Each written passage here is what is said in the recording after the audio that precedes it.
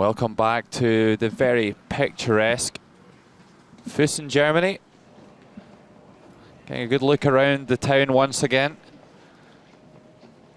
where the World Curling Federation Olympic Qualification Event 2013 is happening here in the BLZ Arena. We're live for the final draw of the women's round robin, the 17 competition. Coming down to this, 2 teams remaining on 5 wins and no losses, and they're going head to head today, China and Japan. That's going to be our featured game today, but not all the spots in the playoffs quite wrapped up yet. Norway currently on 3 wins, and they have their bye this session. Germany and Czech Republic playing this morning against Italy and Latvia to try and join them on 3 wins and tie for 3rd spot and the final spot in the playoffs. So let's take a look at the lineups. China lead, Yan Zhou. Second player, Jing Shuang Yue. Third player, Yin Liu. And of course the charismatic skip, Bing Yuang. The Japanese team, Michiko Tomobechi playing lead, Kaho Onodera playing second, Yumi Funuyama playing 3rd stones, and finally Ayumi Ogasawara playing the skips.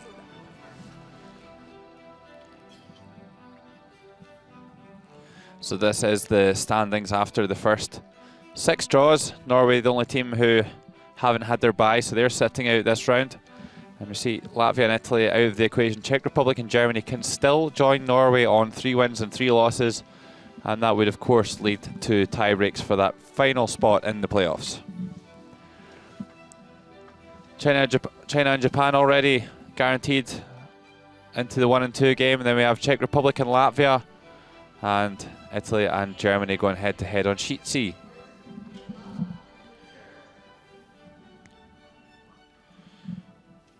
China will be playing the red stones and Japan throwing the yellow, and of course the 2 teams do draw to the button for last stone in the first end, and Japanese skip Ogasawara throwing it right over the pinhole to secure the hammer here in this final round robin game. That's Yan Zhou, the Chinese lead, getting the game underway. My name is Logan Gray and I'm joined by 2-time Olympian for Germany, Uli Kapp. Good morning, Uli. Good morning. It's great being here again. And 2 perfect teams going head to head, Uli. What do you think we can expect this morning? Definitely. I'm really expecting a much more offensive game, so both teams really know how to play the game. Both teams are pretty much have a game plan, and they really show that how to keep it in control in the game, and I expect a really good show. I mean, they more or less warming up for their playoff game tomorrow morning, 8:30, where it counts who will be the first to get the ticket for the Sochi Olympic Games. Absolutely, and no other teams can catch these 2 teams, and they are guaranteed a spot in the 1-2 game, and they'll have 2 bites at the cherry to try and make it to the Olympics. This is Yan Zhou, the 31-year-old lead.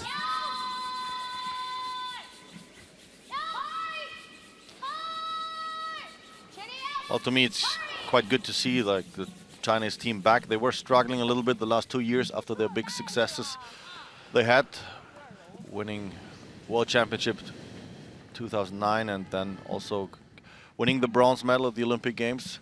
So then they were a little bit falling apart, but I think it's quite normal in the career somehow. It's always tough to stay there for a long, long time. Sometimes in life you have to concentrate and focus on other things as well. I think all of them are more or less students, and well, they're supposed to be somehow professionals who not really know what they're doing, but right back in the Olympic season there will be one team to really watch for if they're gonna make it. Well, absolutely. The Chinese team, I think It could also be down to almost a little bit of burnout. They were pushing themselves that hard and training that hard that sometimes you just get into a mindset that you're really not enjoying it. You're not maybe getting the best out of yourself. You're not performing at your best.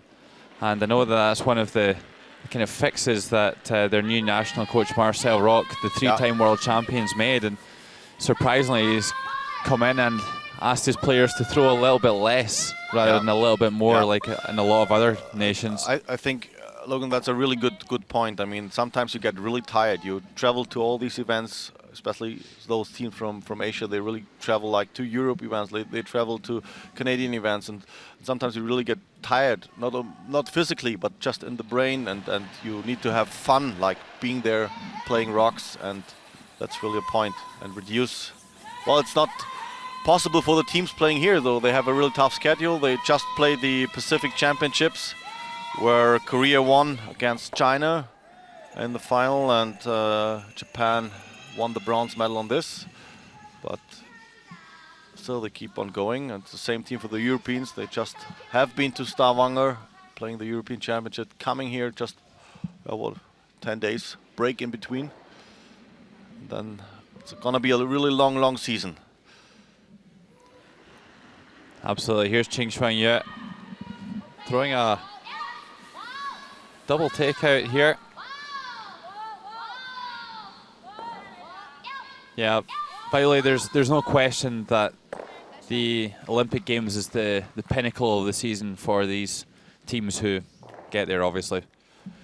It's just like how you build up, how to set your goals for the whole season. The peak definitely is the Olympic Games, but if you're not qualified so far, it's somehow really tough because you have this pre-goals you have to achieve, and somehow really step by step thinking, I think, is necessary. Probably more or less the same. It's always like when you go into a game, if you enter an event, if you even enter like a training session, you just have to really focus on the every task you have to do. It's just like really step by step by step. You really have to break it down, makes it easier. Absolutely, and I think you made a good point really in saying that you can't play at your best all the time. You need to try and peak your performances at the right time, and that's something that Nicolas Edin was very clear about at the European Championships. Yep. They didn't make the round robin, they didn't qualify from the round robin as the reigning European and world champions, and he was very philosophical about it and said, well, you know what, I'd be more worried if the Olympics was just in a couple of weeks' time, but we're quite clear that our goal is to win the Olympics, and that's still a few months away. So it's a pretty quiet first end here. A really good double takeout by Ching Xuanyue. Japan hit and roll out of the rings, and Yin Liu with an early opportunity to try and get her draw weight.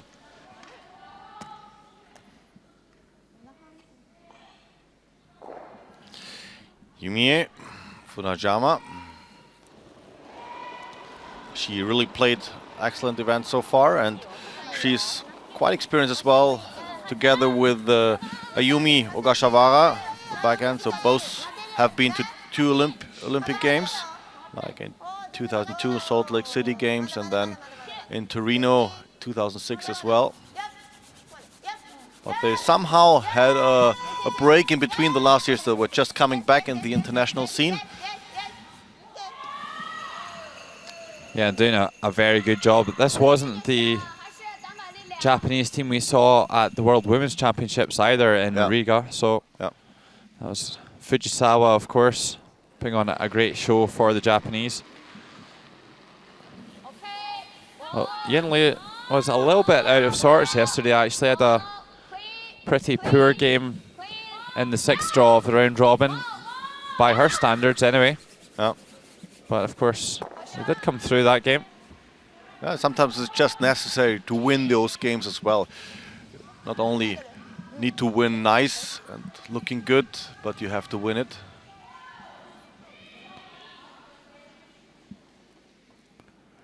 Yeah, and I think this Japanese team will be taken a little bit more seriously than the Chinese team probably took the Italians yesterday.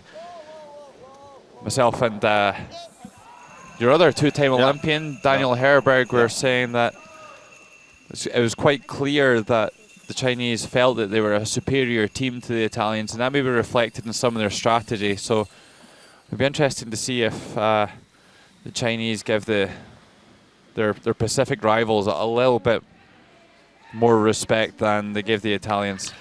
For sure, they know each other. I mean, it would have been probably the first time for the Chinese team to play against this young Italian team. So we witnessed a really nice double takeout by Yumi Funejama with her second one. And now we see Binju Wang starting her game, throwing her first rock in the first end. Just an open takeout, hit and stay. Remember, Japan has the hammer, keeps the hammer in the first end. So this pretty much looks like we're gonna see a blank end here. So the scenery is like this.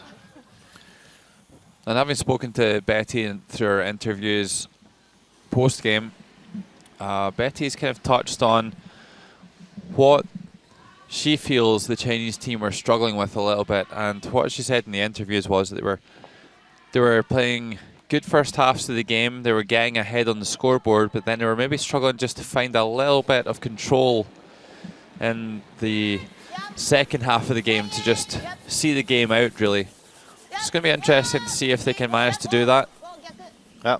I think still at times they were struggling yesterday, even against probably the least experienced team in the competition, Italy. Struggling to find that control that she spoke of, and I think it's largely down to maybe being a little bit over-aggressive when they're ahead in the game. Too many stones in play. There was an instance yesterday where China were leading by, I think, 7 shots to 3, and then by the end of the end, there was 13 stones in play. Yeah, that's probably a little bit too much. Yeah, that's maybe. I don't know if Marcel told them somehow. It's Canadian style of keeping it spectacular. I don't think so. I mean, sometimes it's tough with not your style. Like if you, sometimes it's even better just to stay the style you play. But on the other hand, just keep it more simple. Play control, and easy way to do it is just play the stones in the house, keep it controlled there, avoid playing front guards or something like that. So absolutely, much like this first end here in our feature game between Japan and China.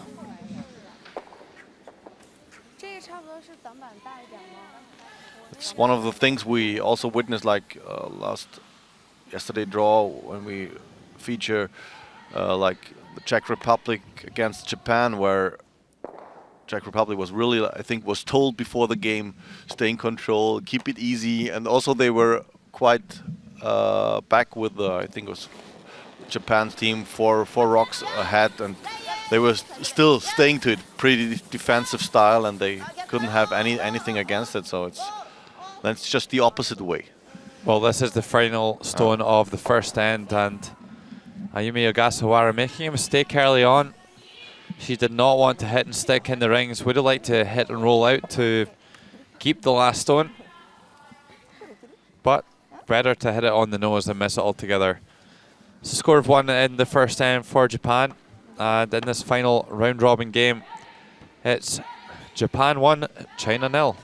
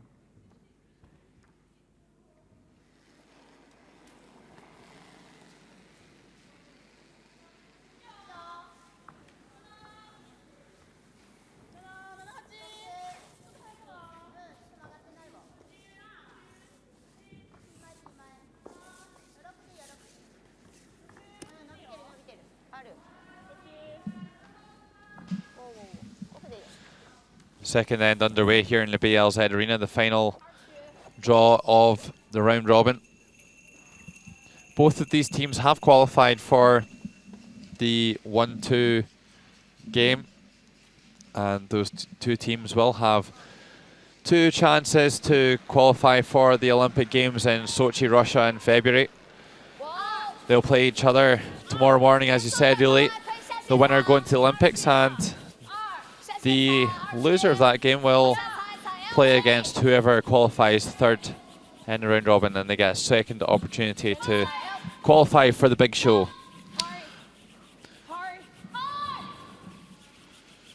So corner guard going up here from China, not scared to get some stones in play. And really what we haven't talked about here, well, just quickly we'll get the rules of play in here.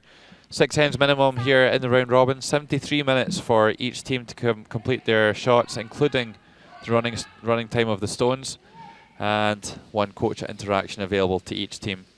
What I was going to ask earlier was, obviously the winner of this game goes to the 1-2, and they will have, they'll go through top and they'll have last stone advantage in that game. Is there anything more to play for here? That it's just to keep the momentum somehow. It's always nice to be on the winning track and keep that.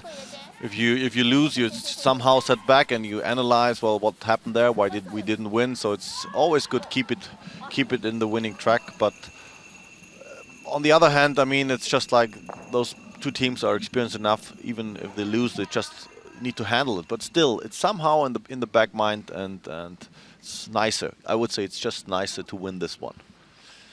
Well, it's nicer for us as well, really, to see as almost to get a sample of what's to come. The best 2 teams in the competition going head to head here to finish off the round robin.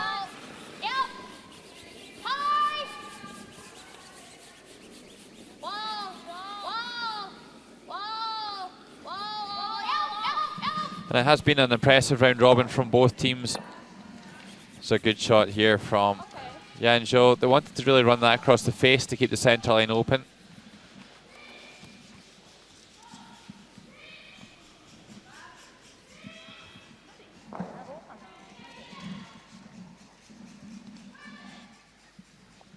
I mean, anything else we could add? Like, they should know that the winner of this 1-2 game knows already who they're gonna play. It's Canada, the first draw at the Olympic Games. So that's gonna be decided as well tomorrow morning. So maybe the Canadian people are back home watching and see who will be their opponent in the first game.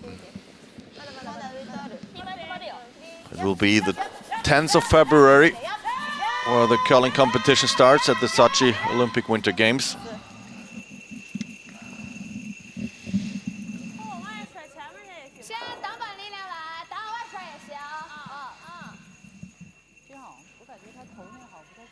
Yeah, and you just touched on the teams that have already qualified early. Is it any advantage for those teams to be able to sit back on their sofas at home and watch these teams battle it out for that final spot? Probably the 2 Canadian teams, like Bud Jacob and Jennifer Jones, they somehow maybe sit a little bit back, but as they have a busy season, I don't know if there are any playdowns on, or not playdowns, probably not, but some competition. I don't know if they entered yet, but somehow you need the breaks. We were talking about these breaks as well, just to get your brain a little bit relaxed, and just they might have a look at this event here, just looking. But for all the others, I mean, they're just one step further. They're already relaxed, focusing what will come. Have some easy days between the years, and then catching up the curling business, playing probably the Perth Masters, which will come hosting during the Curling Champions Tour. Then there will be another one, of course, from the curling point of view of Germany, like we have the German Masters going on as well in the end of January. So this will be from the men's side really good events. And then I think the Brahat event is on the already, I think, parallel to this event. Well, there's a kind of like an invitation event for a few of the teams. That's why, yeah, who are playing in Braehead this weekend. But there's also the Glen Hill Ladies competition, which is in January. So still plenty of good competitive opportunities for the teams in their preparations for the Olympic Games. And not to forget, the Red Square Classics gonna be on, like a promotion thing, part of the Curling Champions Tour as well. Right in January, it's gonna be a really huge one. They expect lots of thousands of spectators. It will be interesting in. Yeah, great opportunity for Russia to build a little bit of excitement going to Sochi. And they've got some really great teams going there as well. Armin Harder, he's the chairman of the Curling Champions Tour, the World Curling Tour Europe as it is, as it formerly was. And he was telling me some of the teams that are going, and they've got Brad Jacob, not Brad Jacob, Brad Gushu is in, for example. Brad Gushu, Peter de Cruz, Mikael Krause, David Edwards, and another team who I forget. Probably some Russian as well. Well, there's three of them, I think. 3 Russians. Yeah. Yeah, just a great opportunity to showcase the game. That's actually really important in Europe, and also like just to showcase, but not only on it's a demonstration, it's somehow really good competition as well. And a lot of TV stations are entered this event and will broadcast it. So it's gonna be good. It's going to be cold as well, I think. Well, absolutely. It's going to be interesting to see what the ice conditions are like in the outdoor in the Red Square. Have you ever played open air yourself? No, I have not really. Go for it. Yeah. Well, I actually got the opportunity to go to play in the Red Square in this invitational event. But unfortunately, because of our schedule in January, we had to turn it down. So, but we're looking forward to coming to Hamburg for the German Masters. Her first time going there, so it's gonna be good. Yeah, here's. I figured out your flux are booked already. Yes, they are. They are. So we would have had to play a Scottish qualification weekend, and then hopefully not have been in tiebreakers, go to Red Square, and then go directly to Hamburg. So we just kind of thought, you know what, we're pretty busy in January anyway, so we don't want to burn ourselves out. Maybe like the Chinese team potentially have in the last couple of years, but as Eve Muirhead, the reigning world champion, tweeted earlier this season, Betty's back, and really this Chinese team back to playing some of their best curling and looking good for making the Olympic Games. As you can see, it's really nice throwing attempt, really good from Yin Liu. A nice come around, nice weight. Yeah, maybe the only criticism there is that they would like to be a couple of feet further forward, closer to the tee line, because it does give Japan this opportunity to come around that stone and freeze the shot stone behind the tee line. But still a little bit of risk, so this has to be really on the target. Just make sure that they're not too short, and they pass this corner guard first and pass the second red one as well, but this might bounce off a little bit. So this is one of the things you try to avoid when you're playing those kind of stones. Gives good chance for Yin Liu with her second one to hit out this yellow one.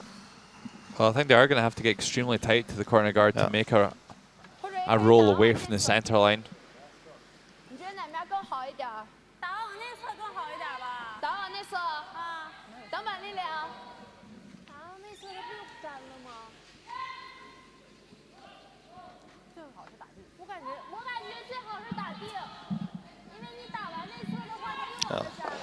It's probably, but just you need to pass the guard really close if you want to roll to the outside, but roll to the inside when you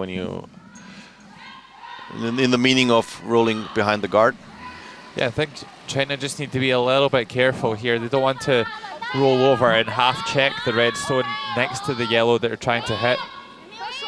And that would leave Japan the same come around to hide in behind 2 stones half checked. It might be better rolling all the way across the house and playing it in a slightly different weight. Well, this is good. Well, a really good shot there by Yin Liu, and doesn't half check those 2 red stones like I spoke about. But as you said, the double is there now. At least give it a chance to Ayumi Ogasawara. for her first one. Yeah, and you know what? We've seen Ogasawara throwing some really heavyweight takeouts, and maybe if she gets the angles right, she may be able to run that first stone through, and maybe even get the one at the back of the 8 foot as well. Yeah. Needs to hit exactly the right angle though. Huh. Maybe a half stone contact in the first one is going to. I think it's much more sense to go maybe for the not going for the first double. I was talking before, just hitting the other one in the back of the house. There you're able to keep the shooter. That's probably more important. Well, certainly China in great control here in the second end, lying 3 with the last stone, and there's no risk here for them really. There's no stones on the center line that they really need to worry about.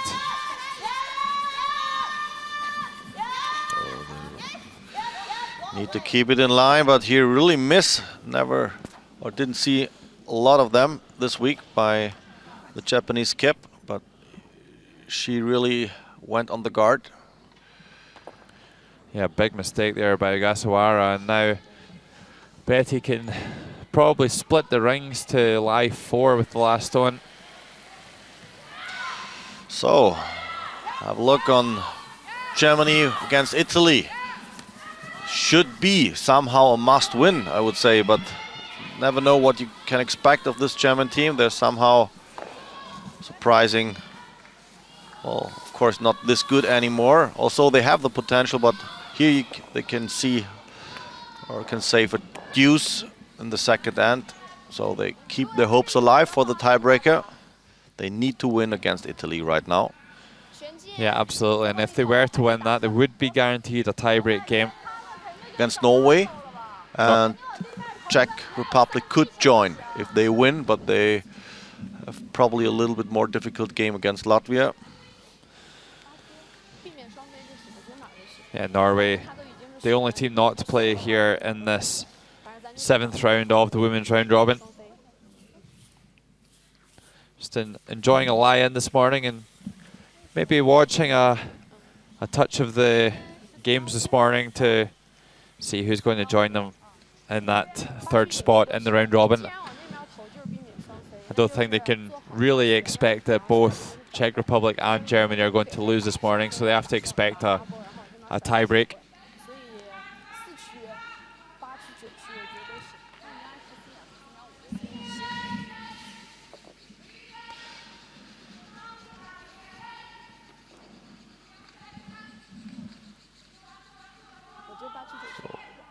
What you can always witness when she's preparing for throwing the rock, it's very much routine, it's very much automatism, and it's good. To me, it pretty much looked that they're somehow not only back on the track, but somehow the way the body language talking, it's quite different as we was witnessing them back in Riga at the World Championships. Yeah, they just looked a little bit lost, didn't they, in Riga? Yeah. So a rejuvenated Chinese team, and a good draw here by Betty Wong. They would have liked to maybe draw a little bit deeper into the house. So also it's a really tough situation now for the Japanese skip, but she has a quite good opportunity to go maybe on the just played red one, have a good double situation, hitting the second one in the back and lie maybe covered by the 2 red front ones. That gives an opportunity, and I think she should go for it. Even a hit and roll would be nice. Well, absolutely. Really, if they could ever make a hit and roll to freeze that back red, then. But Logan, not the watch she want to play. I'm a little bit surprised, I can tell you. Yeah, look how much ice they're taking for this takeout after that previous mistake. I don't know what she's just like. So maybe a little bit of damage limitation here for the Japanese. But even so, this double is probably not easier. She might go for just playing the double as before and maybe rolling in front of the shot rock and try to force Binju Wang to play another hit. And now she probably straighten up this one as the first one was curling too much. Well, this has to curl a bit to make contact here. How does it look? Oh, whoa, whoa, whoa, whoa. Oh my word. Oh my, oh my.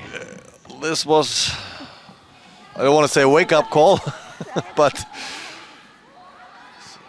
Well, this was an absolute gift here for China. I've got to agree, like, that was not the correct shot selection there. And it's going to be an open draw to the paint for 5 shots here in the second end. And already, I think, Ayumi realizing that this game is going to be tough to turn around. Guaranteed 4 already. And just throwing the same draw, really. You would expect Bing Yuang to throw a similar path. But it's been a really well-played end here for China. Bing Yuang with the final stone here in the second end. And just needs to get full stone into the paint to score 5. A little bit heavy, but I think it should stay. At least the sweepers don't have to do anything. So it's right there where it has to be. So it's gonna be a 5. And a pretty nice lead by Team China. 2 ends played here in this final draw, and China leading Japan after 2 ends already by 5 shots to 1.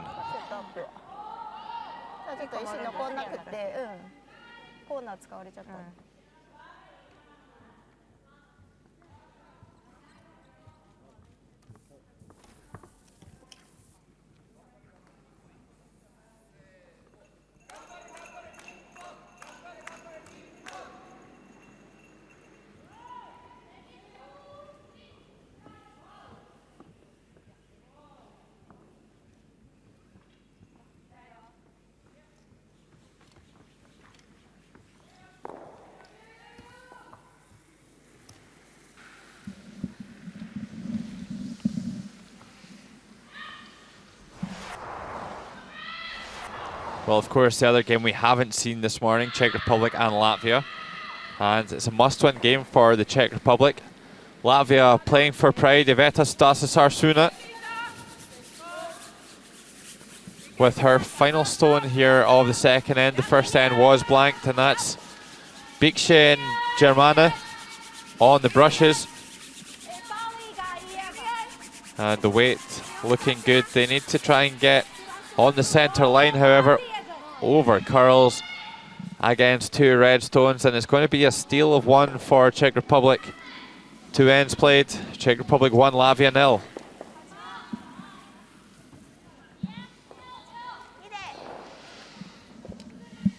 Well, if you've just joined us, welcome to the World Curling Federation Olympic qualification event, live here in the BLZ Arena in Füssen, Germany. And a good morning from myself, Logan Gray, and 2-time Olympian Uli Kapp. And maybe not the start we were quite hoping for, Uli. No, it's a really good start for Team China. And, well, some shots missed by the Japanese skip. Just 2 that really counts heavy. But at least they could say, well, in this game, it's not this important. Just not, doesn't count. Just maybe losing, as we said before, just losing the opportunity to keep the hammer until the playoff. Well, absolutely, Uli. And I think there's lessons still to be learned here from the Chinese. Myself and Daniel Herberg were saying yesterday that the ends that China don't have a lot of stones in play seem to be the ones that are most productive for them.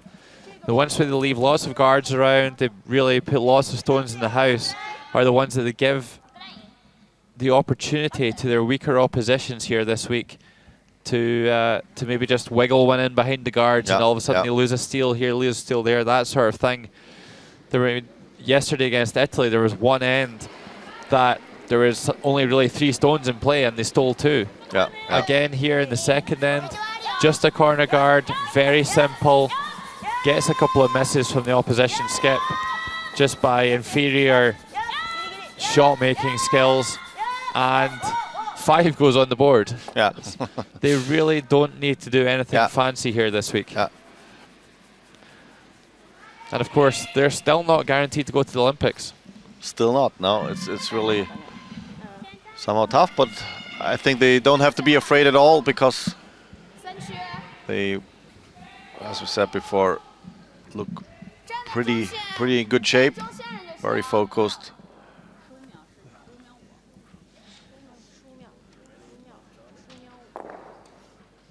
So, of course, it's up to the Japanese team to do something to try to get into the game again. But in those situations, you have to be also pretty sure that you're not going too crazy right now. I mean, you're just playing the third end. You have so many opportunities the next ends to come. But just coming maybe back with a deuce or maybe 3 or whatever, that should be the attempt, but not more. Because when you give another steal up to Team China or whatever, the game is almost over. So that's one of the problems you always have. You just jump into it. Now, oh, we got a big end, and now we have to really go wild. No, absolutely. Still a lot of ends remaining in this game. And once again, China quite content to play with stones in play. I think after taking a score of 5, a lot of teams would be interested in peeling the corner guard off there. But China staying offensive and throwing a center guard. We're not listening to you, Logan. So No. keep it simple. No. Yeah, but it's tough when you have really this early lead, this high lead. It's just how you somehow should stay to the style you play. It's not, doesn't make sense to switch too much to the defensive play, but still you should try to avoid somehow that there are too many rocks in play. So maybe if they have the chance now, maybe just go for the hit now, as she's pointing out. Just keep the control zone somehow in the house, in the front house. That should be your place to be in control. So here's Ching Chuang Yue playing the takeout on the wing. Just a not the biggest takeout weight we've seen from Yue this week.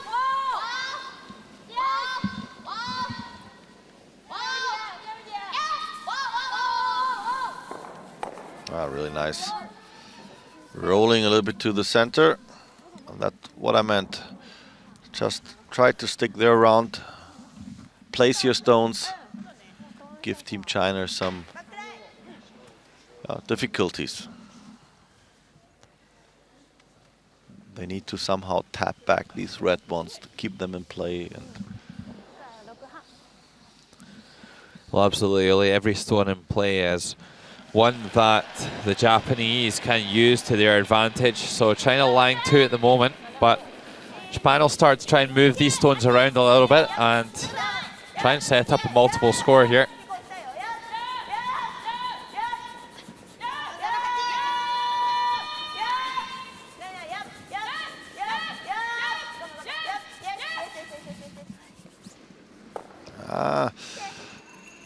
Going on the back one, maybe it would be nice just to let it come, let it swing a little bit more, and tap back the left one would be nicer in this situation. So it's quite good opportunity for Team China to get rid of this yellow one in between. Just hit it half a rock, maybe. Yeah, nothing fancy required here. They won't try and stick the shooter around. They just want to get the yellow stones out of there. Here you go. Just the way you want it.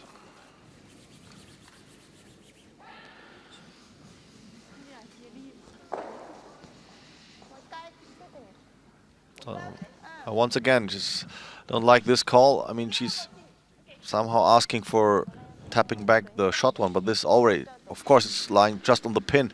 But I think more important is to tap back the red one on the right side, just to push this a little bit back. No, absolutely. By playing on the stone in the button, trying to make a roll over behind the guard, they're making the scoring area very small for themselves as well. So totally agree. I think the other one might be a little bit better to tap back. And also you have much, how do you say, brighter backing, a little bit more. Would be more difficult to get rid of the yellow one placed in front of the two reds. And you have the perspective of Team China. Tapping this one back, but this... Well, gets a good shooter though and rolls over towards the guard. Meanwhile, on sheet B, here's Czech Republic and Latvia. Latvia out of the mix on 1 and 4, and we just saw Iveta Stasas-Arsuna just over curling on her final stone of the second end. And she's hitting against 2 red Czech stones at the moment. Bangs that one right on the nose. And it's a score of 1 for Latvia in the third end. 3 ends played there. Tied game. Czech Republic 1, Latvia 1.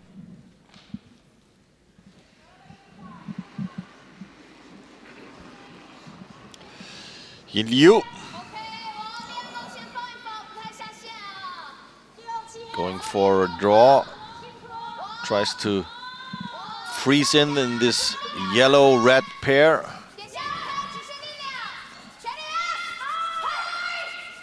Now they need to make sure that it has the right weight and the right line, and this is a really good shot. Maybe a little bit too much pushing back the yellow one. So yeah. The question is, can you play the double on the red ones? This, from this perspective, looks nice, but there's a red one in between. You can see this corner guard. Don't think this is possible. No, I think even if the guard wasn't there, it's very difficult to play that double without losing the yellow in the forefoot. They could play the double off that red on the left-hand side of your picture and leave themselves frozen on the one in the button. That could be a good option. Yeah, and she has been listening to you, Logan. She's calling exactly that shot. But again, they've got a yellow guard on the left-hand side of your picture to navigate to make that shot.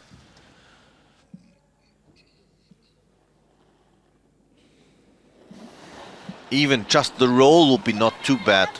She somehow needs to make sure that she's lying in front of the 2 reds somewhere in this area, and gives her the opportunity to go on this later on. This was a quite good attempt, not perfect, but still option. The shooter stays right at the spot where you can use it maybe later on. Oh, but the problem that the Japanese now have is that there's 2 red stones in the forefoot lying shot. And look at that red stone on the left-hand side. Absolutely dead frozen on that yellow. That is going absolutely nowhere. Yeah. Well, we could well see a guard here from China. And then it's really locked up.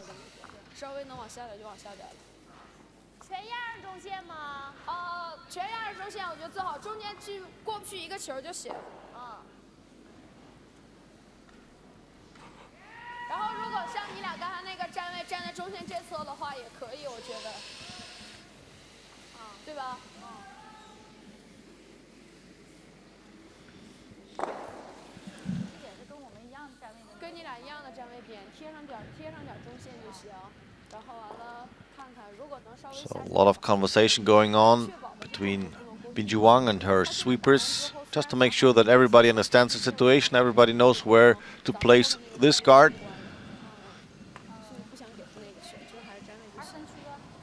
As my Chinese is not so good, I just expect that they're also talking about the weight to play.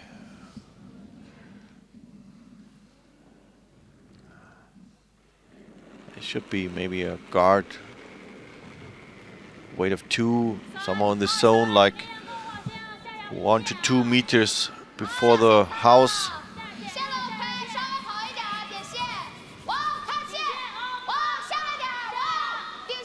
Now it comes to the center line. And now they really make sure to place it there, that there's no chance to get anywhere to this yellow one for Team Japan to race this one back to the two red ones. I think quite nicely played. Yeah, maybe would have liked it slightly tighter to the house, but now you see absolutely no way of getting through there. Well, the question is, like, if you try to somehow get rid of the both guards, could be an opportunity, or you just race back this red one. Well, running the closer guard is probably the more aggressive shot. You could play the double peel and open things up and give yourself a chance to score one, but by running this other red guard, running it across the face of the yellow, taking out the shot stone, and maybe jamming that yellow in there, they give themselves the chance to score two. The only thing what I don't like is the angle somehow. If you're a little bit too far on the left-hand side, it's just like you maybe not hit it, the yellow one on the right spot. That's Fujimiki, the Japanese coach. I think they need to hit maybe 3/4, something like that, the red one, and then almost exactly on the yellow one. Well, Ogasawara was a little bit wayward with her takeouts in the second end. Let's see how she gets on this time. Again, I think she started it again and just run it back straight. No. Well, that doesn't improve the situation for Japan. As we were talking about what this match probably means to both teams. That's a tough situation right now for the Japanese Kip, because she's not making the shots right now. She was very much in control the games before. She was very confident, and right now she really loses this kind of momentum, and she really needs to make sure that she's coming out of this deep, like catching up her confidence and catching up her spirit. There's Marcel Rock. That's not his real eyes. Just having. So he's also focused, as you can see. Trying to have a look down the ice. Of course, the play at the other end, playing away from the home end where the coaches are right now. This is just really a great situation for the Chinese, being rewarded for taking the risk and throwing that center guard earlier in the end. Could have peeled the corner.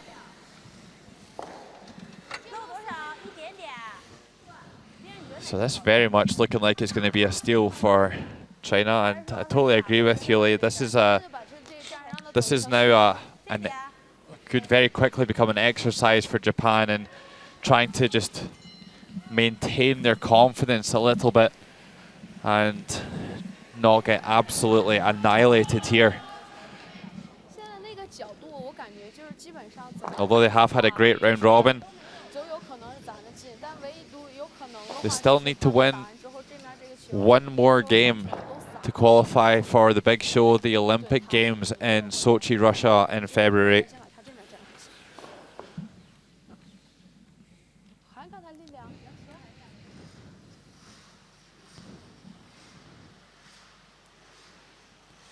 It's gonna be another guard for Binju Wang. Just block this port, block the opportunity for Team Japan to somehow reach the situation in the center house. This might overcurl a little bit.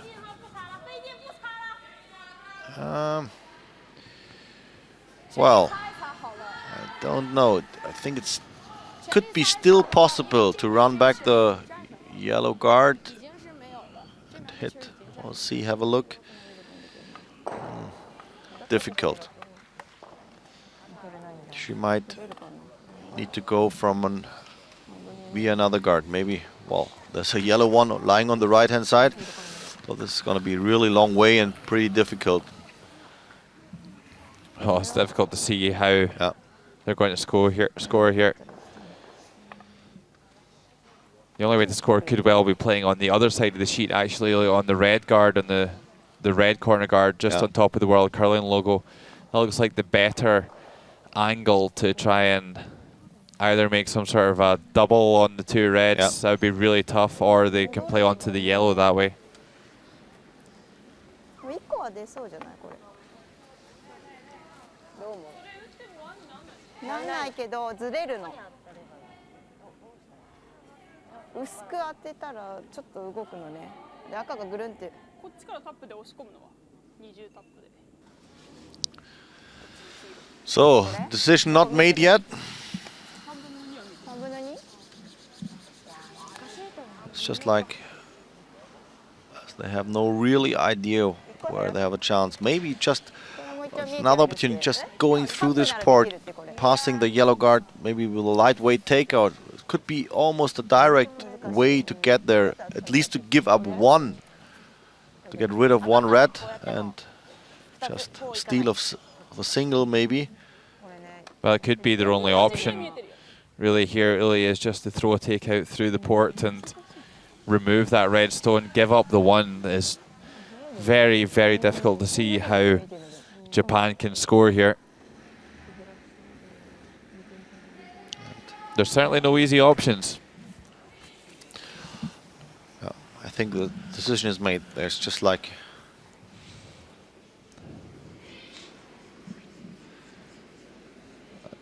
even though this is not an easy shot at all. Might be, do you think, if she's just hitting it really from the outside, just clip it away and maybe going for double attempt somehow? Who? But then the question is if there's enough energy to get out this second red one on the left side. I don't think. Well, the problem that they have really is that that red stone's frozen on the inside of that yellow. Yeah, that's why you need to somehow, some energy to get it out backwards maybe. Well, they're certainly looking at all the options here. Oh, they're pretty safe in time, but still they're losing time now. Maybe the decision is going on close to 5 minutes, and that's one rule. I think it's sad that you're not allowed to need more than 5 minutes to make the decisions. Otherwise you get timed, and then you have only 30 seconds to play the rock. And now they go for the option I was thinking of first. Maybe just running back this yellow guard and hitting something somewhere. Maybe the yellow one in between the red ones. I don't know. It's a long way. Well, 3 to 4 meters. Yeah, absolutely. It's a long, long way to run this Yellowstone in, and at the correct angle too. Early release here. Ogasawara running a little bit wide at the moment. I think I would have liked to just see them play a... Oh, where's this one going? Almost. Well, a bit of pinball going on there in the third end, but it's going to be a steal of 2 for China. I think I would have quite liked to just see them playing the takeout on the one, the button, give up one, and as we said, this is now an exercise of maintaining confidence for Japan, and that was the easy shot. Make that shot, move on to the next end, accept you're giving up one. So we thought this was going to be a much tighter game between the two perfect teams this week, but China just running away with this one, now leading Japan by 7 shots to 1.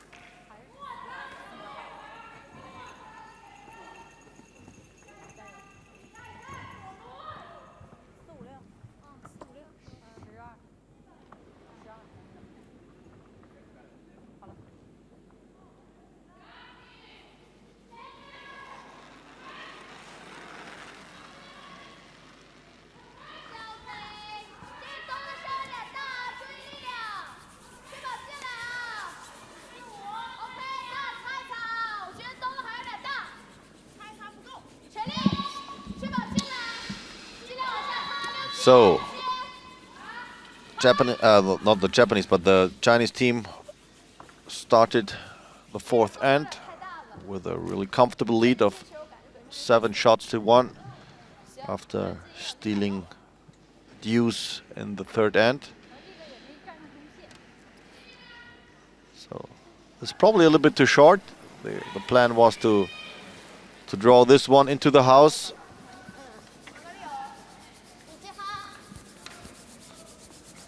Here's Tomobechi playing 78% for the tournament so far.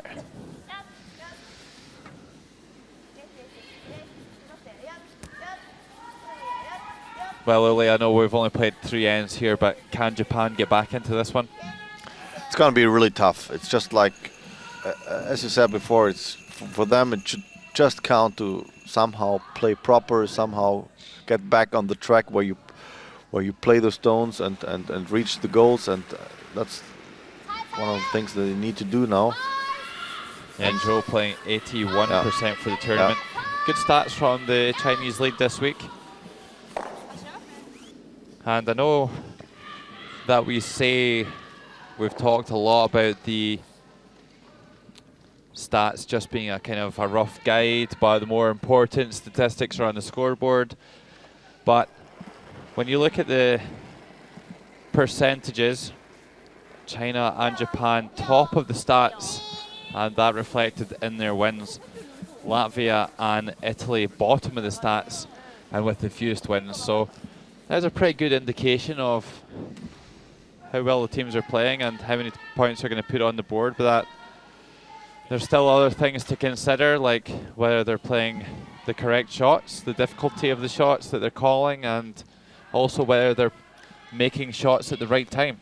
Definitely, it's just like the thing about the stats is like they give you some indications somehow what the game is like. But I don't like the idea just following the stats and just that they're always telling the truth. It's not the point, but you can definitely read out how you execute your rocks, how you play them well, and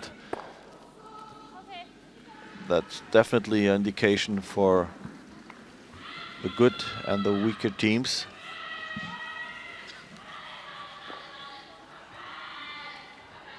The question always is like from the point of a player, like do I rely on that? Because you can play perfect stats and you lose the game as well. It's just it's more for us around to really read, and for a player itself, it's great when you play, have a good stat, you have a good feeling, it's great. But sometimes it's just some big misses, and you're falling down with the stats. Probably your game was not this bad. It's depending. Absolutely, and all these statistics are widely available to all the players through the Curlet website. Personally, if I was playing in a tournament or I was coaching in a tournament, I wouldn't want my players to be too interested in those statistics. They're very subjective. They're done by people who don't understand exactly what your tactics are, what you're looking for, maybe don't even understand fully the game of curling at times. Yeah, well, probably it changes, but it has been, at least in the former years somehow. I think right now they're doing a really good job, but still sometimes it's just the way you need teams that are really pointing, indicating what the task is, what the player needs to play. That's one of the key things, that the situation is clear to the statistician as well. But as you said, it's not important for a player to be too interested. It's just it's an indication, but that's it. And not just I play for nice stats, but lose the game. Well, absolutely. The players, if they were interested in statistics, I think they would be better to go with the statistics done by their coach. The coach will understand their game plan, have a good idea of what's a good result and what's not a good result, and they can get something more accurate that way. Well, Onodera giving her supers a workout here, going coast to coast on that one, and it just crawls barely over the hog line. And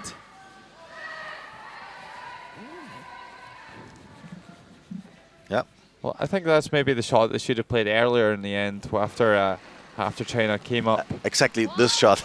Exactly, just over the hog line. Well, after China come up short of the rings, then China are always going to want to remove the guard, so might have been a better option with their lead stones. Might have an extra stone in play here.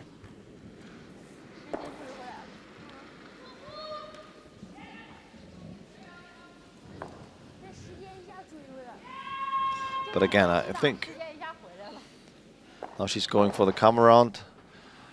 Well, it's the third stone of the third Yumi Funajama.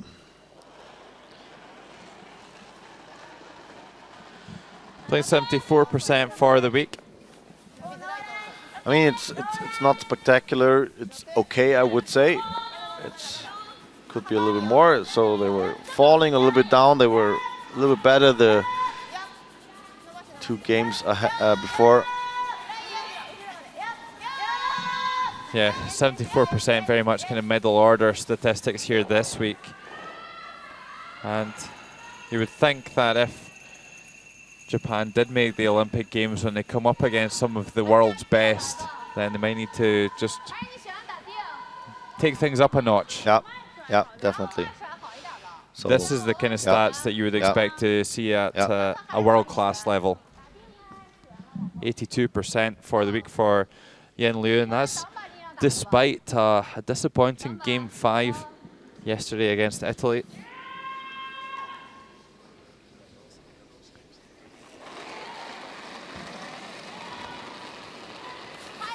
So Yen Liu playing the takeout in the house here.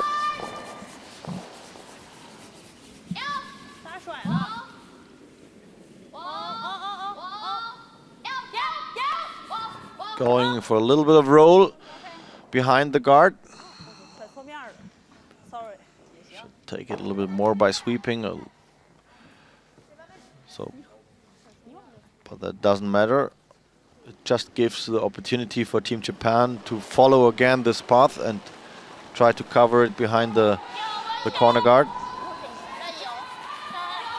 So from Team Japan, it would be nicer to just stay in the open, just to the inner side of the house. Yeah, I think they'll actually be trying to curl one right around the guard, but also around the one in the house, getting past the tee line, so they can maybe even get a second one in there.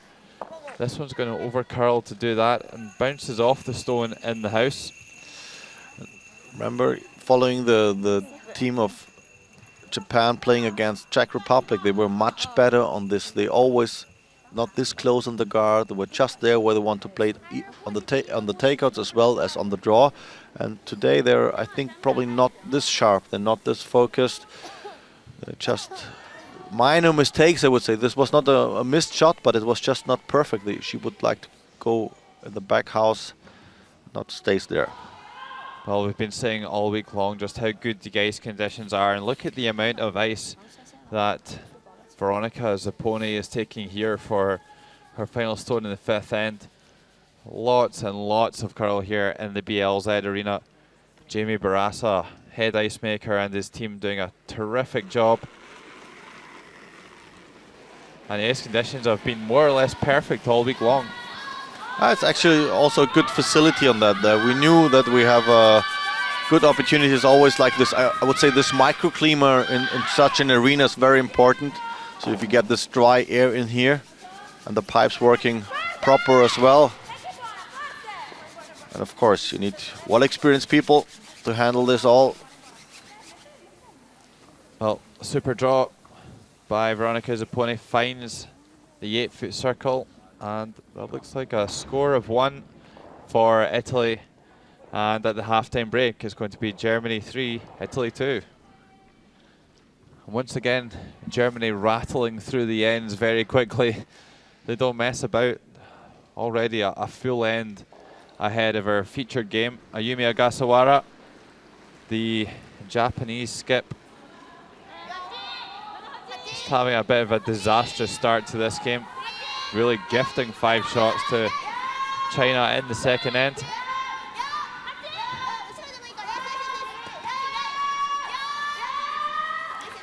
They really need to fight for the line and couldn't make it on the guard.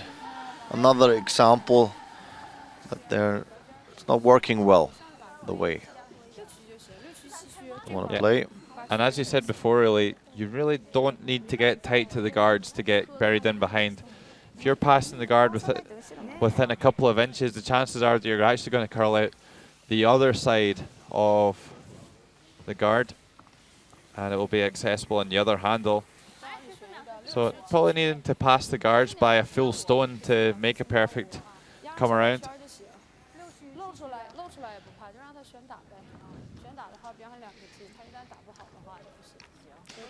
So it's up to Team China to place another stone. Quite comfortable for them again. 它这黄的进去了吗？没有，没进去。这个点够了吧？就罚点的那个点呢？就是按罚点那个点来的。刚才那个点。那块还滑。不下线的话也没事，不下线的话也正常进6区就行，就让他打就行。Bing Yuang playing a super tournament as well, 81% for the Chinese skip.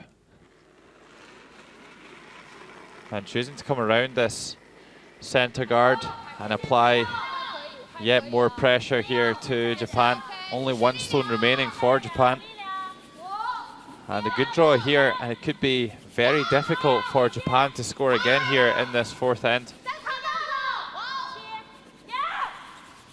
Oh, it's a super line. Yeah. Really good. Really nice. Also the way the red stones are placed to each other, it's no chance really for playing double taker or something like that. You only have maybe the chance to raise back your own one, but it's not the thing what she wants to do. She needs to have a draw, needs to have the chance for 2, and she needs to take another high risk, ignoring the 3 red ones. Well, this is actually a really difficult draw, much more difficult than it looks. Just that corner guard could well be in the way of this draw, the kind of natural path for her to make the draw here. So needs to try and steer it between these two reds, though, the corner guard and the one just played by China. The option that they didn't really seem to look at or consider was to play a hit and roll off the wide red stone. Now they really need to keep it in line, work it hard to pass this red one, which will come now. It has been a really good attempt, but they're a little bit too late sweeping call, and therefore once again bounce off and leave it open. Well, doesn't matter if it's open or not this time, Illy. Okay. Good morning. Good morning. So that was the final stone of the fourth end, and Japan get their second score of the game on the board. Put one on the board for Japan, and the scoreline is China 7, Japan 2.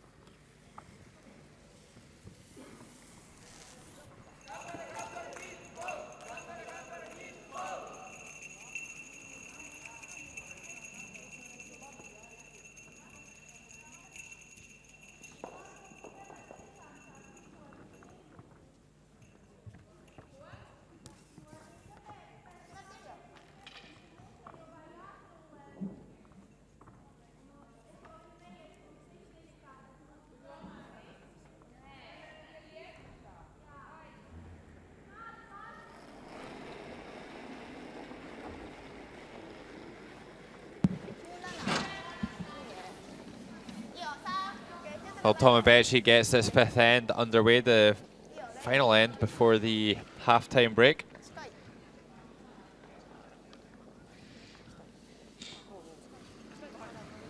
And it's going to need to be all-out attack now from the Japanese, right, Illy? Yeah.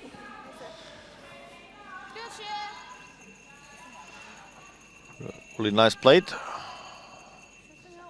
from the Japanese lead. Just place the rock directly centered in front of the house, pretty close. Gives her a good opportunity for her second one to place this one far before the, or just crossing over the hog line.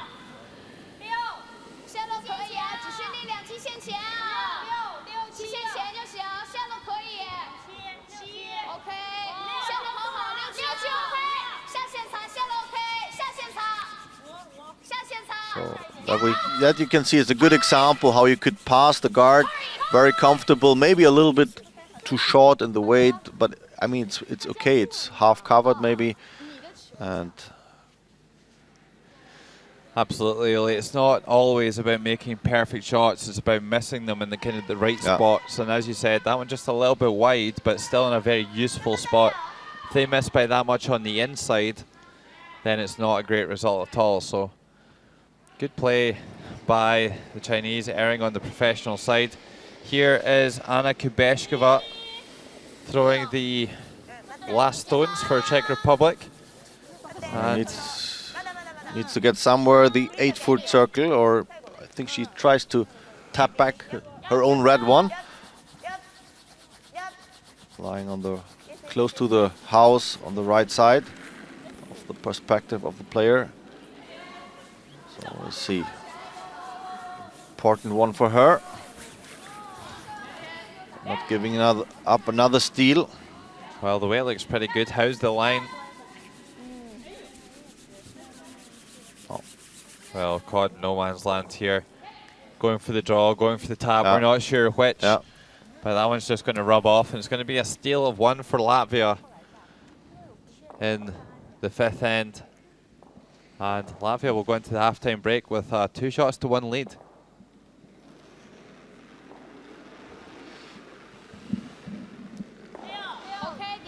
Will be the 2nd win for Latvia, but doesn't help them for have something to do with the Olympic qualification.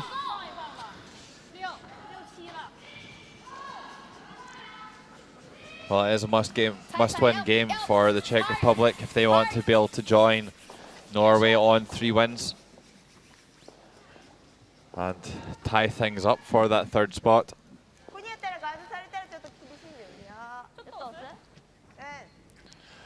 So it's not looking good for Team Japan again. 2 red stones very well placed by Team China, pretty much in control of the zone where you want to be in control. The question is now how to get there. So they will try it with an out-turn draw. So well, it's quite a nice little pocket for Japan to come down into. If they could ever just lay a freeze in there, then it's going to be extremely difficult for China to remove it.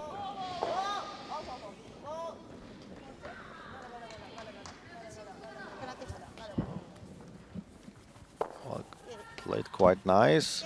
Another time maybe a little bit too heavy, a little bit too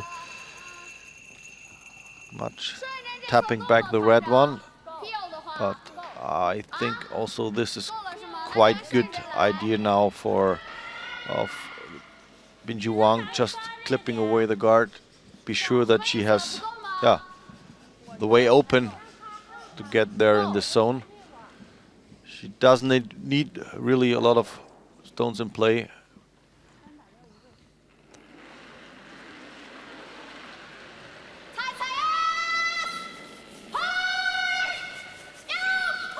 Oh, she gets this one really good. She may be able to run the one in the house too. How does it look? Oh, something a bit like that. How good is that from Jing Xuan Yue? Had her difficulties earlier in the week, but really coming into form as we approach the business end.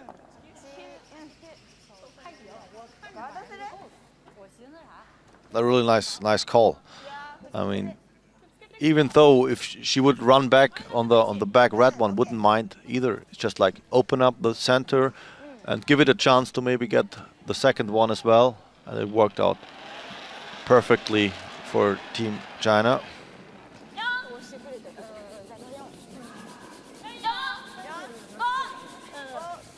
Well, it never rains, but it pours for Japan at the moment. Now facing 2 red stones without the last stone here in the 5th end.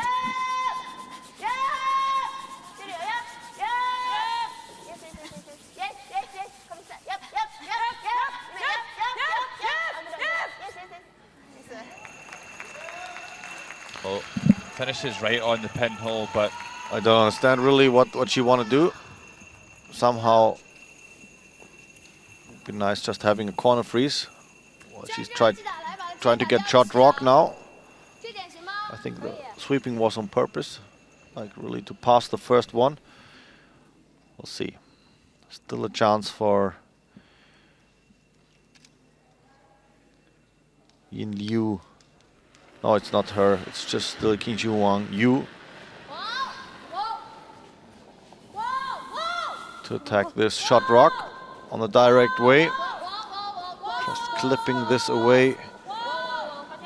And it's right there. Jin Shuang-Yu has her eye in this morning. And China looking very, very confident here in this final draw of the round robin.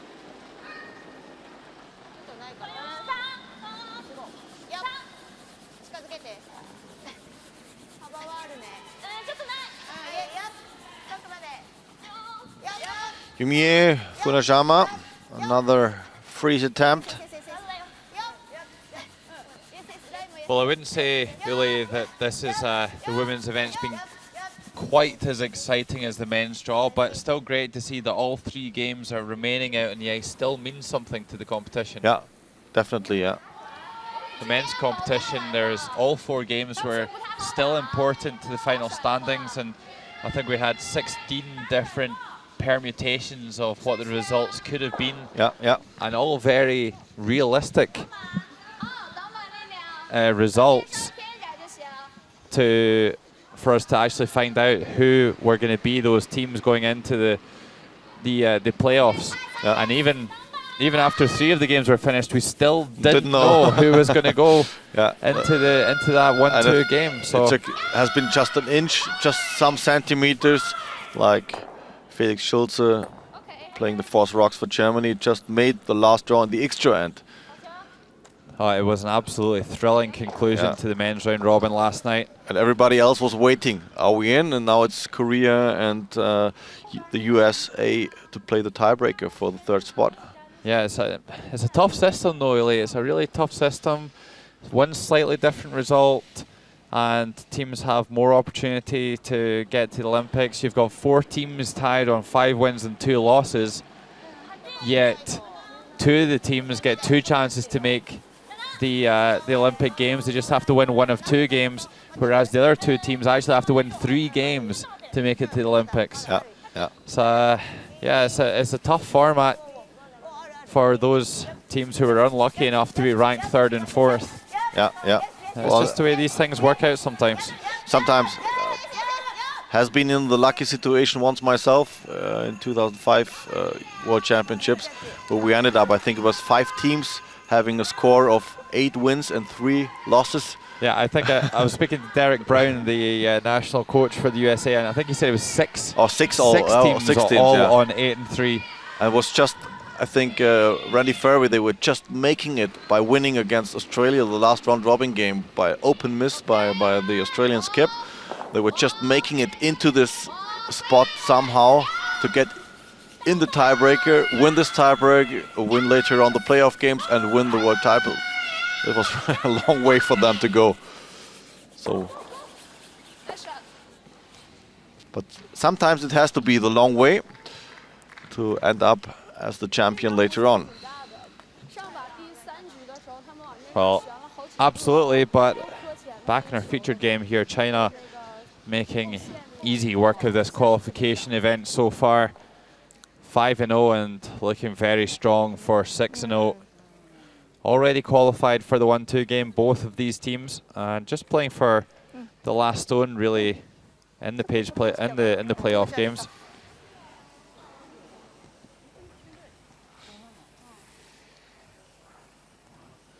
So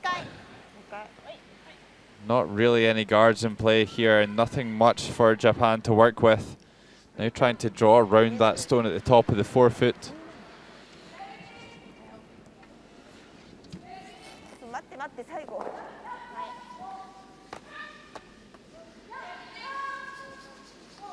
Always gives her brush a little bit of a bang before she throws the stone, just to make sure that the ice is still there.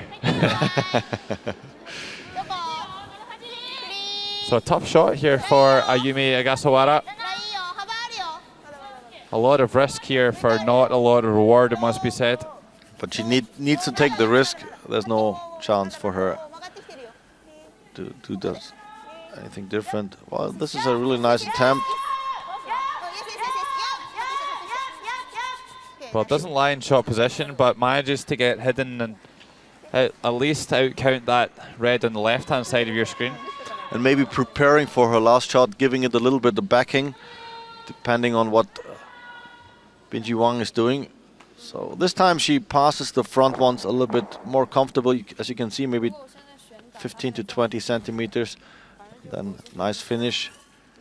So this is no good position for Binji Wang to get rid of this yellow one. Maybe just a chance to place another one before.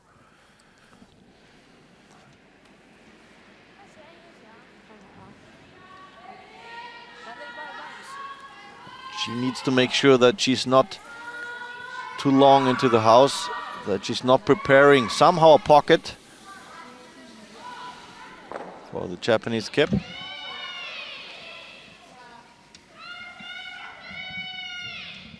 反正如果说现在就是打的话，反正就是不大的，就是最后他再选一个，然后能不能选成，然后到时候看，然后感觉录取现在。 What would be the best position, like somehow front four? Yeah, absolutely, Lee. I think something around the front four, maybe just far enough to lie second shot position and directly beside the red shot stone would be absolutely perfect. Well, let's see how this one works out. Binyu Wang under a little bit of pressure for the first time here in this fifth end, but already lying one. And Chinese Super is really having to work this one hard to get it down there. Can they get it into the 4-foot circle? Oh, this is absolutely perfect. Well, I drew that one up for her, and she's absolutely nailed it. However, there's still a hit and roll off this back redstone to make the freeze.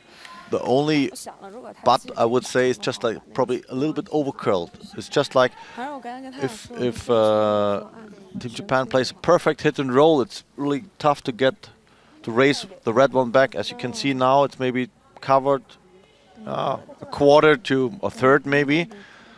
So I would like from the Chinese point of view that it's a little bit more open, so it's usable later on. You're a hard man to please, Uli. A very hard man to please. Of course. So it's just like would be the best option, but so it's still a chance for China, for Team Japan to somehow get there, get somehow shot rock. Yeah, I totally agree, Uli. I think we're splitting hairs here a little bit, but just going edge to edge with the stone at the top of the 12-foot just gives you more options with your final stone just to raise it up. So, Ayumi Ogasawara. You know what? It's just so easy standing up here and talking about the situation very theoretically and not being on the ice and playing it myself. That's my comfortable zone, you know? It is, but I mean, that was just a tremendously well executed shot there by Binyu Wang. Didn't have a lot of room there. But sometimes these shots are a little bit easier when you're leading by 7 shots to 2 already. Yeah. So for the game would be nice. If we witness now really nice roll here, it looks good. A little bit of inwake, but well, that's going to be a lying third shot, Uli. Yeah. Needed to have a little bit more contact. Yeah, I think I would like to see him play a little bit more weight at that shot than just a back line. Just get a little bit of a flatter roll. So, looks from our overhead camera, from the dove from above, that it's going to be a draw for 3 here for China. Or even tapping it back a little bit. So they're not sure. It looks like Chinese team is not sure. I think that one red one should be definitely better. But the question is are they already lying 2, or do they need to tap back this yellow one a little bit? Looks like it's clearly 2 here. Yeah, to me too. That's maybe half of that yellow handle in the 4-foot circle, and probably about 3/4 of the red stones in the 4-foot circle. So, a chance for China to go into double figures here. Yeah.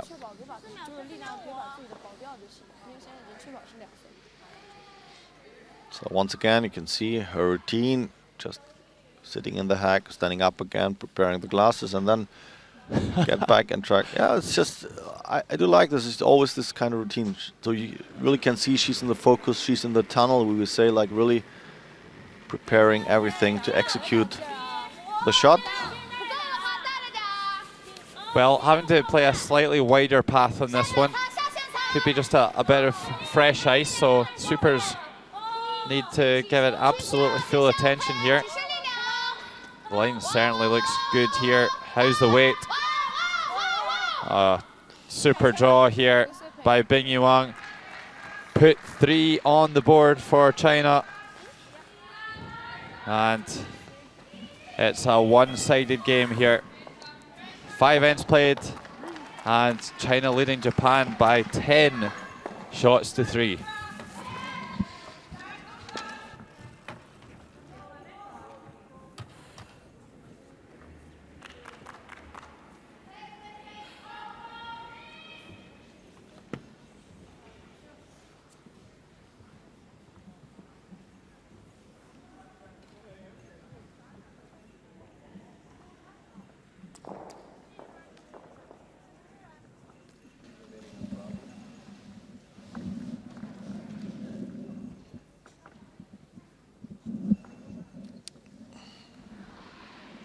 So we're watching the highlights. Second end, the last stone of Japanese kip. Big miss of her. She overthrows this one, just put it a little bit inside out and missed the double attempt in the front house. Really big loss of her. Keeps 4 red stones in play, and a good chance for Bin Wang. Just place this one somewhere in the house. Make sure to save this 5. So nice gift. Thank you very much, and a comfortable lead after 2 ends played by 5 shots to 1. And then it was really difficult. Well played end by Team China. The third and another difficult attempt of her. She needed to raise back her yellow one 3 to 4 meters and a little bit lower. It was lucky in the end, but it was not enough luck to get rid of one of these red. So they went on the scoreboard. Gives a 7-1 lead. And now after 5 ends, it's comfortable 10 shots to 2 lead. Here we go. Germany against Italy. Germany needs to win. Germany needs to make this takeout, facing 2 Italian stones. Andrea Schapp.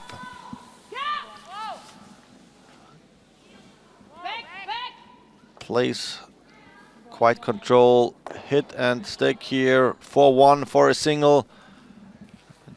The lead of 4 shots to 2 after 4 ends played. So meanwhile, Latvia still leads 2 shots to 1 after 6 ends played. So very defensive game here. So to remind you, Germany and Czech Republic still have the chance to enter the playoffs, but first of all need to win their game. Then there's a tiebreaker possible between Norway, Czech Republic and Germany. So Norway has the bye this morning and waits who will come maybe.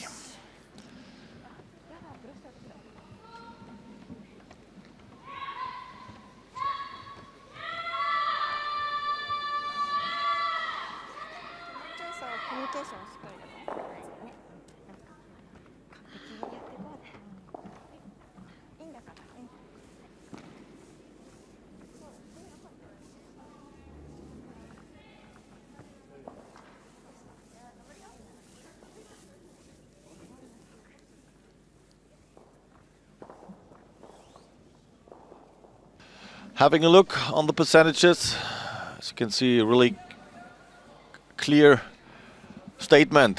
87% versus 73% by Team China. So clear advantage by Team China. And the score tells everything. And also the percentages, especially on the hits, that's very significant. 90% hits made by Team China and just 48%. It's less than the half hits played by Team Japan. So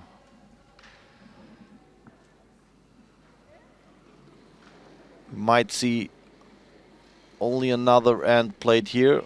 So we need to go for the 6th end. This is the rule for the round robin games. The playoff games should be played at least 8 ends. But mentally, maybe Team China already give away this game, but maybe they go for another 1-2 ends just to somehow get the feeling back that they can execute their rocks pretty well, that they play them better than they did before. Somehow get back the confidence for the important game tomorrow morning, 8:30. The playoff game. The winner of the round robin versus the 2nd ranked team, which would be China versus Japan. And the winner will be qualified for the Olympic Winter Games in February in Sochi, Russia.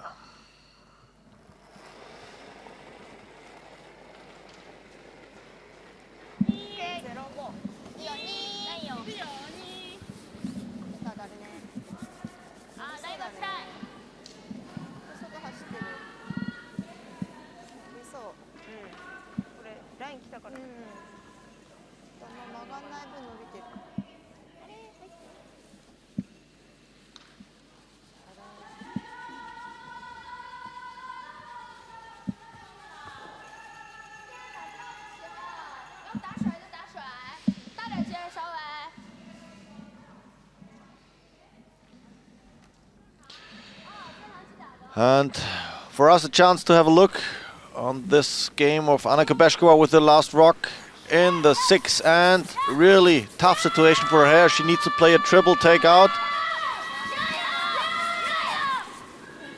But too much curl in Swiss, and she's giving up another steal. 2 count for Latvia. It's a comfortable lead. So it looks more like that Czech is not taking the chance for playing off the tiebreaker. But still, they need to fight back, need to get into the game. Still possible, 4 ends to go.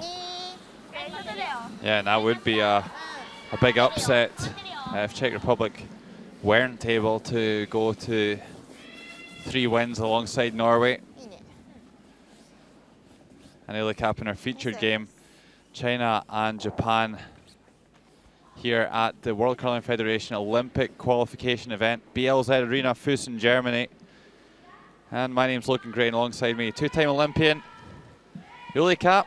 And Uli, how often do you see that the lead's going heavy in the 6th end after the halftime break? It's happened a lot. It's just one of the things that happens.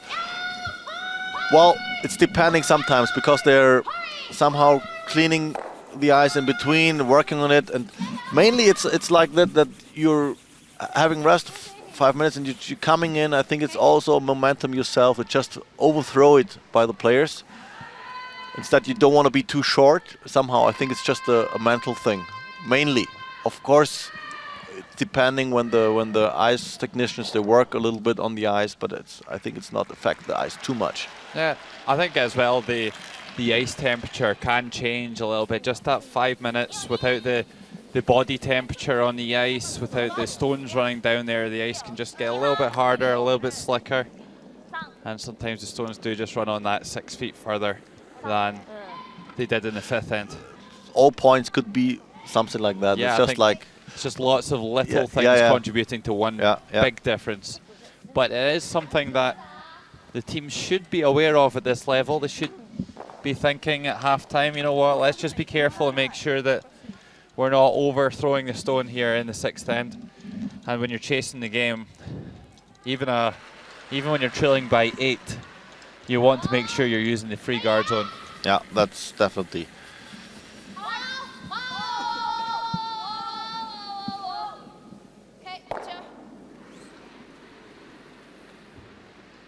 Well played. Get rid of the guard. Open up the middle.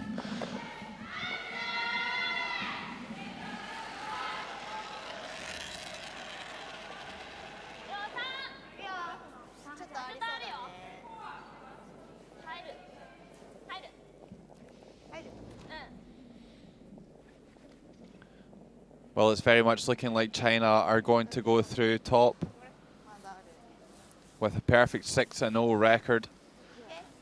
And they will go into the 1-2 game against Japan on 5-1 with the last on advantage. But still, we don't know who is going to qualify third in this women's competition.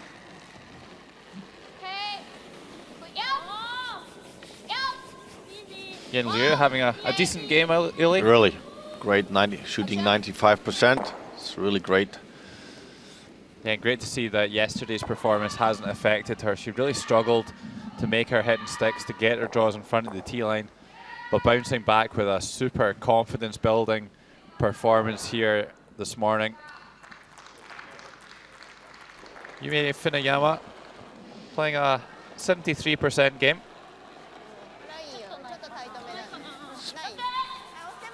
It's pretty much identical to what she's playing overall in the whole tournament.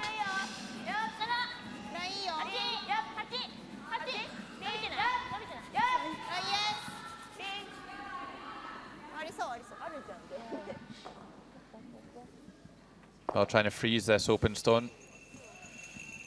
One of the hardest shots in curling, trying to play a freeze like that perfectly.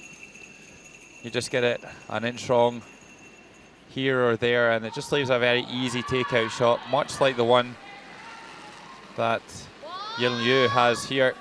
Makes an almost perfect shot, but still leaves a very easy takeout option.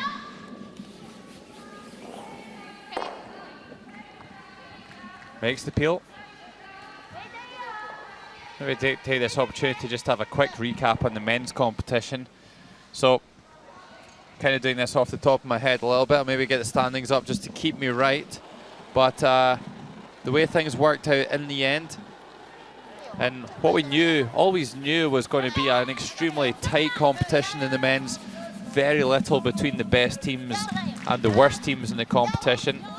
I mean, a lot of people thought that even Japan might qualify for the Olympics, and they've come along, and on this given week they've gone 1 win and 6 losses. Actually, I was not betting on Japan, but I was one of the teams I was counting with, and they were really like falling apart somehow. It was like not the way they expected to end up. Yeah, I think on a different week, the standings could have been completely upside down. It was that close. There's so little between the teams in the men's competition. We knew it was going to be tight, and we were proven right. 4 teams tying for the top of the standings at 5 wins and 2 losses. The interesting thing is to me, like, it's just switched somehow. All the teams now in the position 5 to 8, they're somehow back, and the top teams there somehow they were starting or entering the week pretty low, and they were catching up. And like Korea really needs to fight now, playing the tiebreaker game. Also, they had a perfect start, and so it's really difficult to tell. And so Germany with a last gasp draw, with an inch to spare, beats Japan in the last round robin game to qualify first overall due to head-to-head results.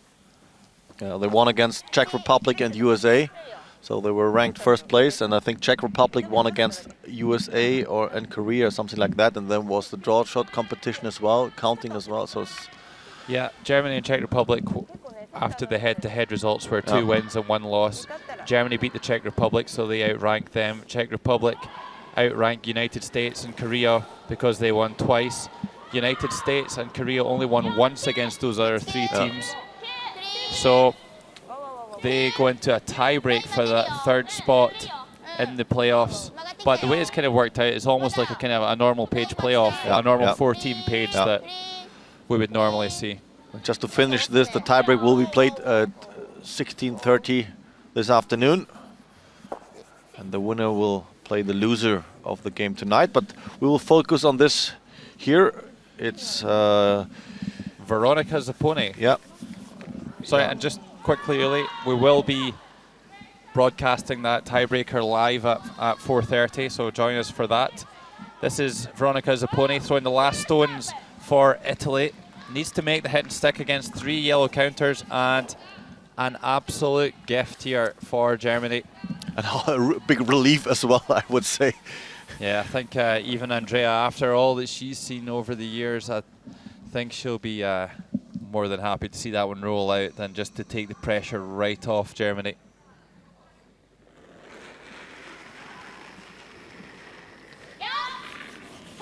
So, after 7 ends, Germany racing through to a 6-2 lead over the winless Italians. Well, a mistake.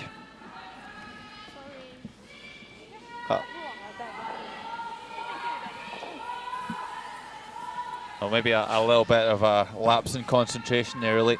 Kind of. She's angry, but smiling at the same time. So this momentum.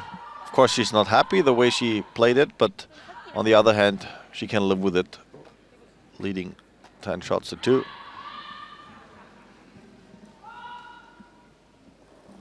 Giving Team Japan now a chance scoring 2. Catching up a little bit.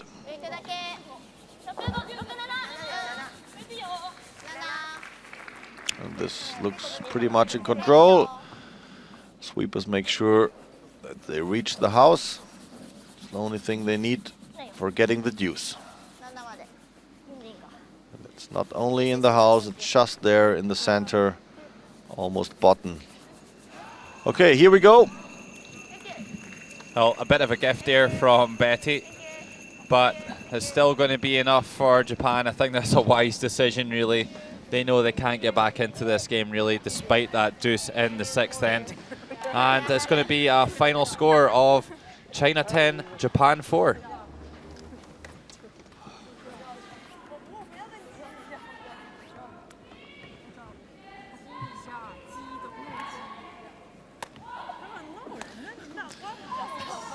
So, high five, Team China.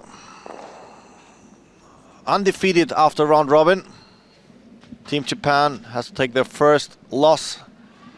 They can live with that. Both teams stay in position 1 and 2. That means both teams still have the chance for playing off for the ticket to the Olympic Winter Games. And both of them have 2 chances. But Team China will have the hammer as they are 1 point ahead. They have 1 win more. So,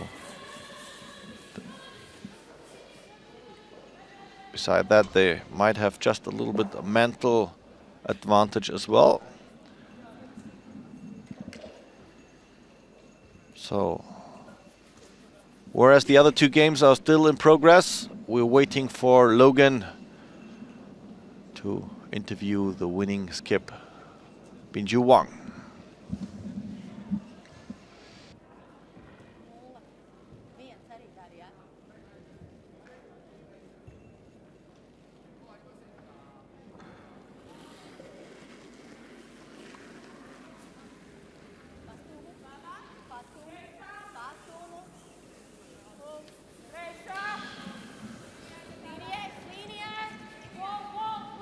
So, for us, chance having a look on the scoreboard. Latvia leading 4 shots to 1 against Czech Republic after this mistake. Oh, well, won't say mistake, but it was a tough shot by Anna Kubeshkova with her last one in the 6th end.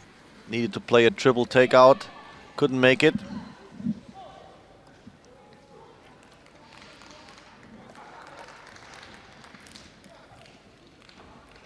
So, to remind you, Czech Republic needs to win this one to reach the tiebreaker against Norway and maybe Germany as well.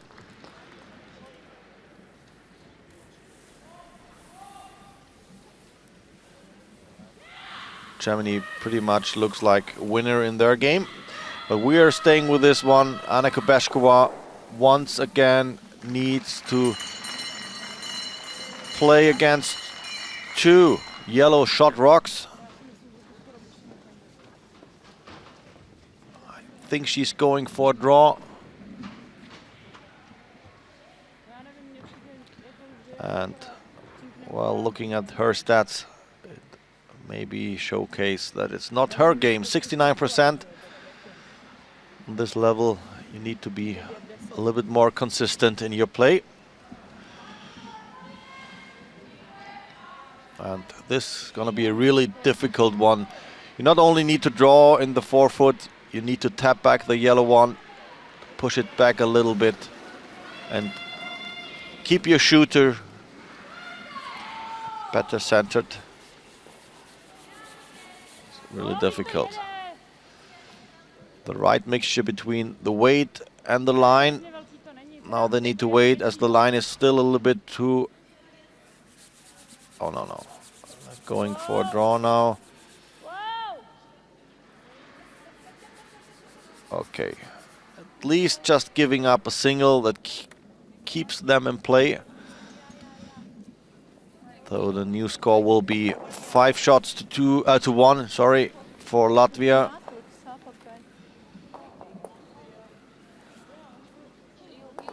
So Czech Republic needs to fight back. Needs to get somehow the key to open up the door for the tiebreaker.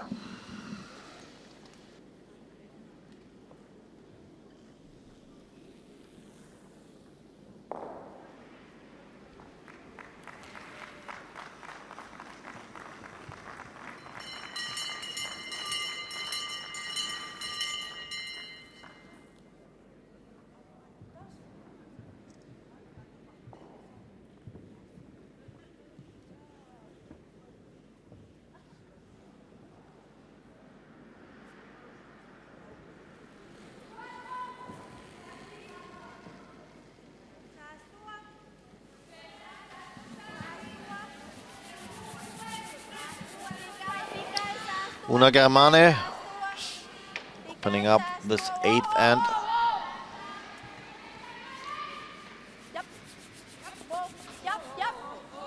Placing this one in the front house. Nicely played.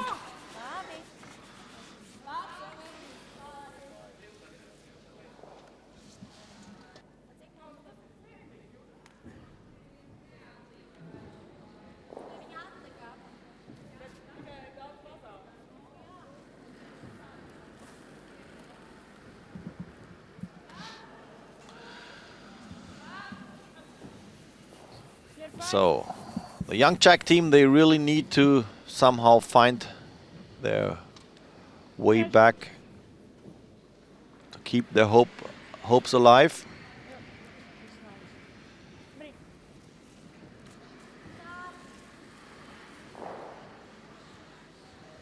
Getting a deuce on the scoreboard, maybe they will be back. So Uli, put yourself in the Czech girls team position here. They're trailing by 4 shots to 1. They have to win this game. Does that put any additional pressure on them? How do you react in that situation? Definitely. I mean, it's just they're not experienced like the way they're first time ever they're playing off for Czech Republic and the women age. So they were just playing for junior age before that. So it's pretty new, and of course somehow the youth gives you this advantage of not thinking too much, but right now they have the chance of thinking and dreaming probably their whole life of just when I have the chance to go to the Olympic Games. And that's one of the things, but you just have to get totally rid of these thoughts and just focus on the game again. It's very easy to talk about it when you're down there on the ice. It's sometimes so difficult. But as we could see on the percentages, it's also clear advantage of Latvia. Well, when you're chasing the game, you need a good performance from your lead to have a chance to get back into the game. So Czech Republic will be relying on Svitonova just raising her game a little bit, being clearly outplayed by Una Germane. at the moment. I've got to say, been really impressed by the Latvian lead this week. It's been really consistent all week long.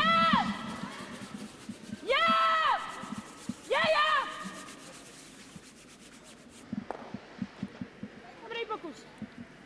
Pozdě metený, no, akorát. Kautgaan varbūt. Baigi grūti, ne? So, Varbūt, ka varam likt?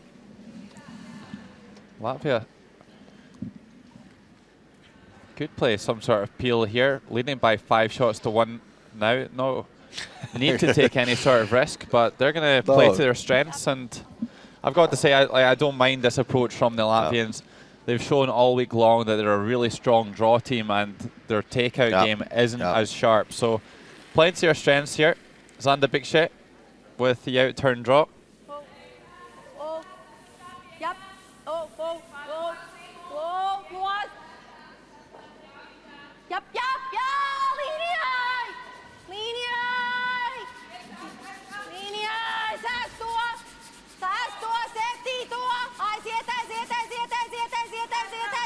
Just bring it to the red one.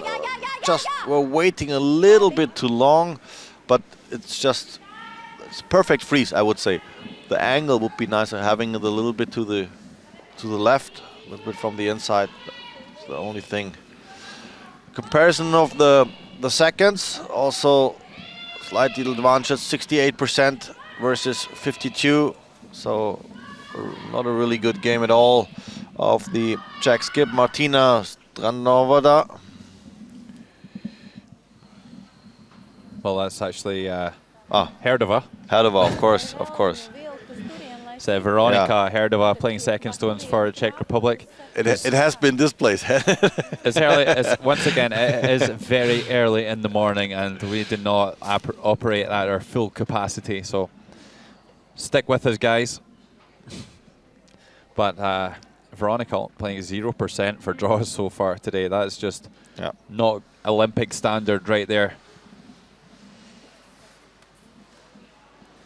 So timeout, Czech Republic. We see Karel Kubeška, the coach and father of Anna. He's pretty much involved in the Czech curling for many, many years. Well, just in case you were wondering how many draws Herdova's played, she's played 3 draws, so you would expect her to score some points over 3 draws. It's disappointing so far from the Czech second.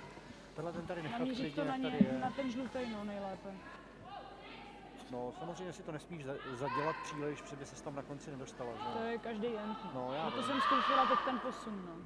To si zkoušela krásně, to bylo úplně v pořádku, to bylo dobrý. Tohle nevím, jestli to třeba nenechat na ní, ještě jestli nehrát prostě tadyhle středem kámencem dopředu. Může být double, no. To je double. Ale tohle se mi asi líbí, jo, mě to, no to je dobrý, to jsme trénovali i tyhle ty kameny bychom měli umět, jo. V podstatě kámen P-line, i když bude jenom freeze lay, tak to nevadí, jo. Jasně, no. Freeze anebo drobnej posun, jo. Zkuste to. If we understood it right, he would recommend like going for the freeze on the short rock, or on the left-hand side, just tapping it back, giving the ice, pretty much ice on this. Yeah, well, you'd always kind of say go around the corner guard when you've got the last stone to try and set up your multiple score. But the problem that Czech Republic have is that they would be lying 4th shot stone. So Latvia could make a play on that yellow stone and they would be lying 3. And it would be a really tough task to get all of them out there to bring into play that 4th stone. So looks like they're trying to play just maybe a little bit of a bump on this yellow and red, just to release the red, to take the angles off. Whoa. And just protect this red a little bit more, the one that's in the forefoot. Just following her slide, she was sliding a little bit to the inside and pushing it out to the outside, so that the reason why this stays pretty straight. Now there's a little bit of curl in the end. Yeah, well, it's probably the shot they were going for, somehow breaking up the situation a little bit. The problem, or the question is, does it really help later on? Yeah, I think they would have liked to get to the inside and set Yeah. on that angle on the inside, but still Yeah. a good shot there by the Czechs.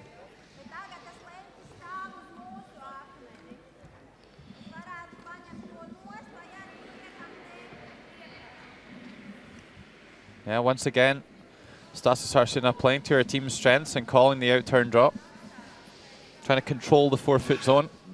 That's the right thing, just to be there in control, place as many stones as you have, be before the Czech team, be there before they are playing it. No really good chance for playing any takeout. But they really need to work this. This looks pretty short. The only thing what they don't need is another guard. But this is too short. And now there's a good chance for the roll now. Getting not only shot rock and maybe lying 2 red stones after this. Yeah, they really needed to do a better job of protecting this yellow stone, didn't they, Ole? Yeah.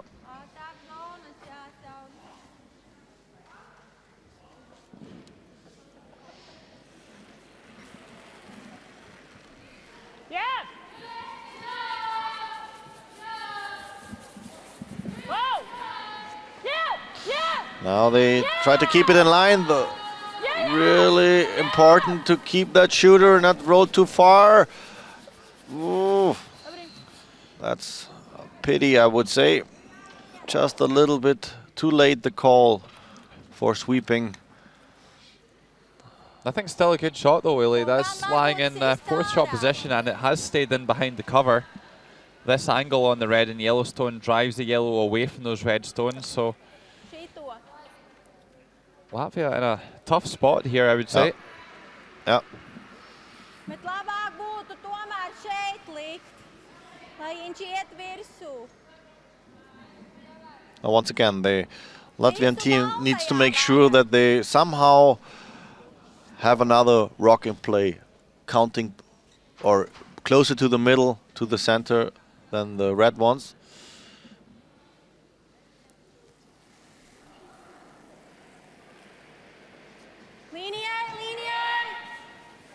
So another time the call for the line. Well, this needs to finish in the 4-foot circle. Eva Krista, been a little bit mixed performances so far this week.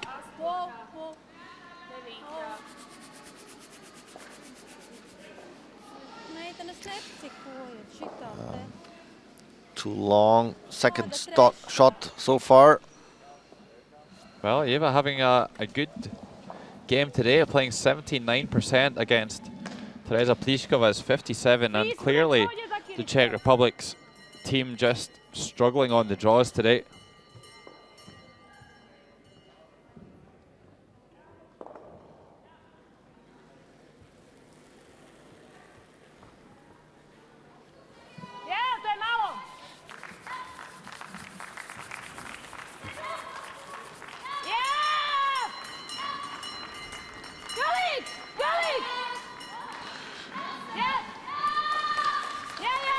Looks like they're trying to bump this yellow through. Well, probably needed to roll away there to the other side of the center line, and that's created a nice big target area for Latvia to throw this draw into. And if they could ever get one in the 4-foot just to the left-hand side of the center line, it's going to be extremely difficult for the Czech Republic to remove it.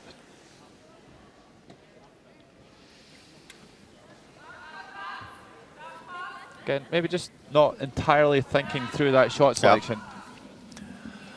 So we figure out another time. It's a little bit lack of experience of the young Czech team. So this is very important for Latvia right now, but this not enough finish here. Shot rock, but this should be able. Well, it's a final score on Sheet C, Germany seeing off Italy by 7 shots to 2. And they will move into tied third with Norway. And still in with a hope of making it to Sochi in February. Mířím, So, ale asi půjde do něj a od něj až ven. another time the question is where to roll with the shooter. Clear is that you have to remove somehow the yellow one, but where's the right spot to roll with your shooter to not give another pocket? Tady, tak už ten žlutý míří na něj. So should the Czech Republic lose this game, Norway did defeat Germany in the round robin by 7 shots to 4, their 5th game, and Norway would have the last one advantage in the tiebreaker. Yeah, definitely. So But they won't be ranked like third place because they are all tied.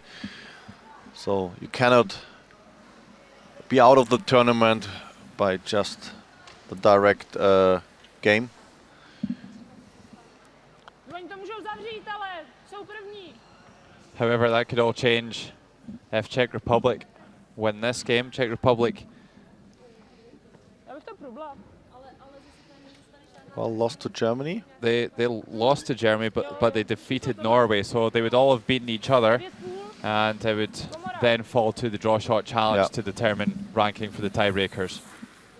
So who will have the first game playing off for the second game?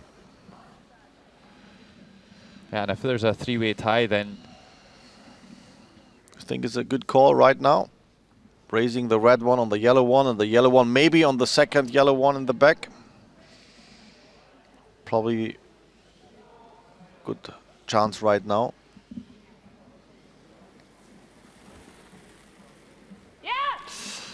Looks like she started it as well a little bit to the inside. They really need to make sure that they can keep this in line.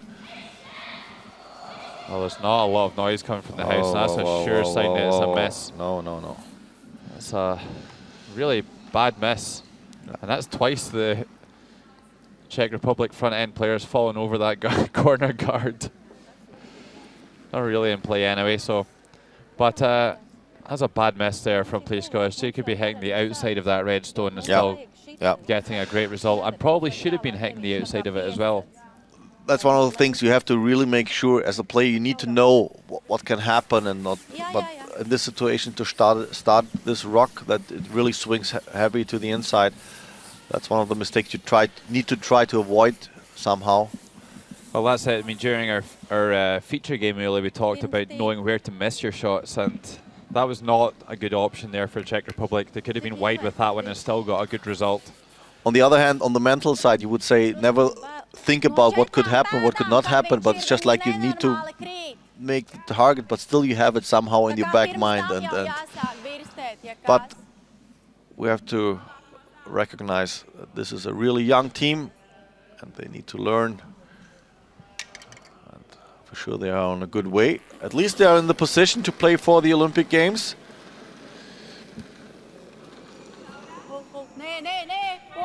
Unlike you and I. Sitting here and talking.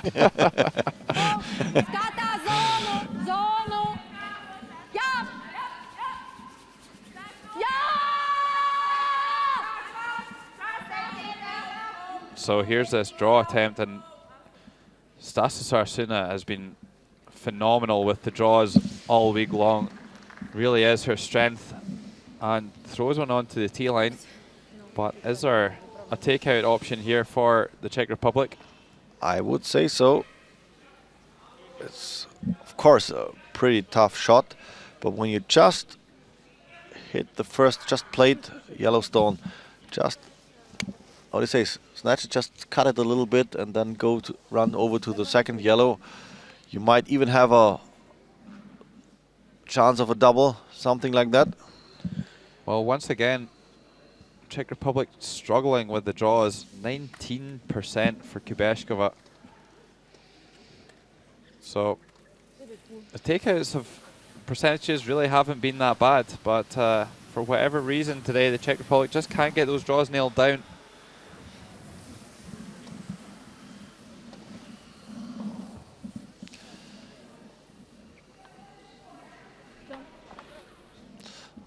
She has 2 rocks to play. Maybe I think she needs to play like going for the hit now, not only tapping back the front yellow one and rolling over to the second yellow. Would be another option, but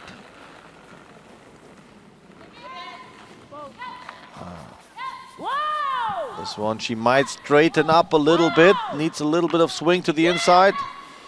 Here it comes. Looks not too bad, but only hits the back one and a little bit of touch to the C shot. Okay, but the question is how to get rid of the other yellow. Well, it looks to me like it sets up a straightforward hit for Latvia. Could hit and roll on top of their own yellow. But look content just to freeze and force the one. Actually, quite a smart call, Lily. Definitely, I totally agree. Why take the risk? Maybe give Czech Republic another chance. Just draw into this pocket, save the one. Just make it difficult for Czech Republic to get more on the scoreboard than necessary. Latvia could live with the single. It's a smart call. That's one of the things you really need to learn. You not always have to force like that you go on the scoreboard. It's just sometimes it's enough. Give him up one, perfect. Well, especially if they just give up one here, then it's another end in the books really for Latvia. Well, just 2 ends to go for the Czech Republic.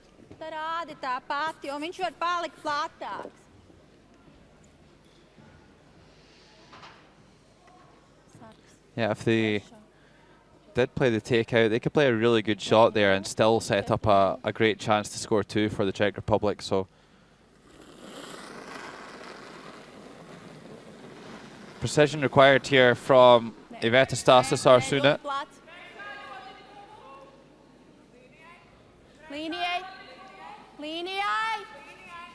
Just really good eye for draw weight all week long. But they need to work this. But even if it's close, if it's short, it doesn't matter at all. It just blocks the way to get there. That looks reasonably content. And Anna Kubeshkova is going to have to find a draw here from somewhere. Needs to be almost touching the 1 foot. If they can get the line right here, then it could just give them a little bit more room for error. They can come down and use that red stone on the button to catch their shot stone.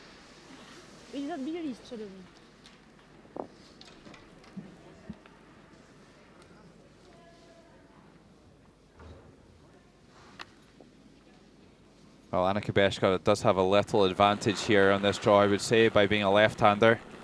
She'll see just a little bit more of that stone on the button to draw onto it.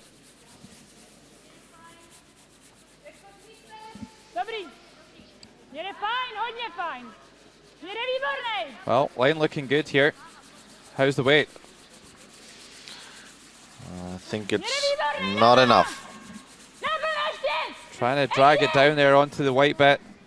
This one's going to pull up short, and it's just a score of 1 for the Czech Republic. An end that really looked like it could turn into a big score, but never materialized.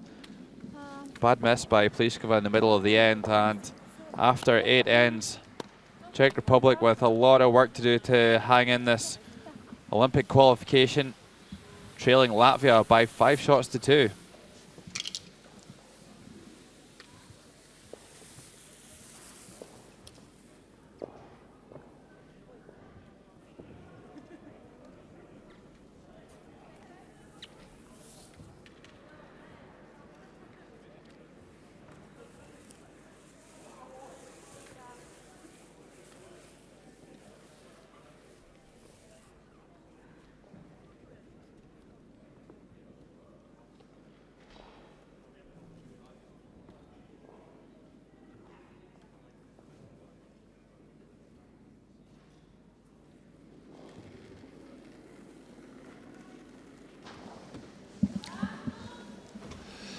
Starting into the 9th end.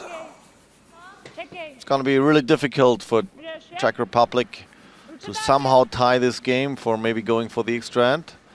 But of course they will keep on trying. And if you have just tuned in expecting to see China against Japan, well, sorry guys, you should have got out your bed earlier. You've missed it. It was over in just 6 ends. China utterly dominant over the Japanese. And maybe some extra time for the Japanese, like so many of them here in Füssen, going to visit the Neuschwanstein Castle. Yes, definitely a place to go. I really, yeah, absolutely. I was speaking to you about this before the game. I just can't get over how many Japanese people there are here and how many tourists there are. They all come to see the great Neuschwanstein Castle. Of course, the one that, well, the Disney Castle, really, the one that is based on. Well, probably some people around the world think it's different. It's the other one first, but I don't want to get too much into it.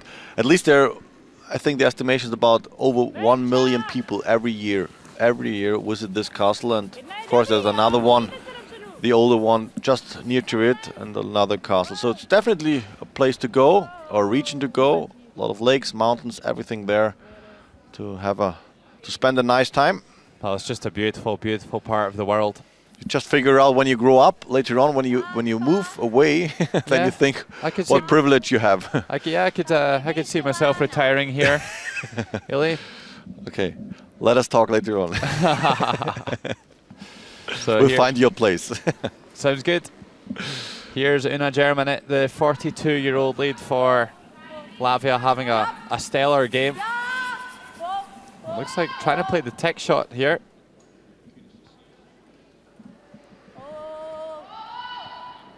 And nicely played. Opens up the center and rolls over to guard the yellow stone in the house. Super shot there by Una.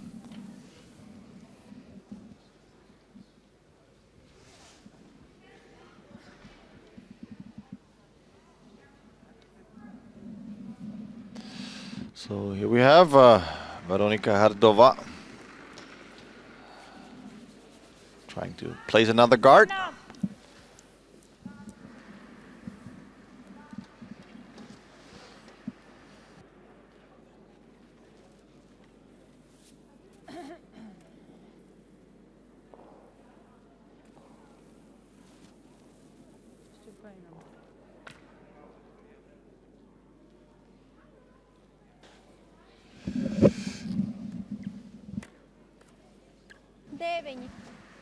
Well, Latvia are going to be quite content just to keep the centre ice open here.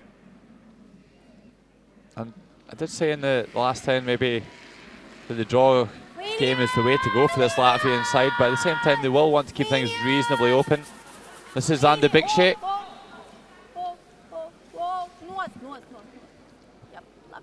Makes the peel.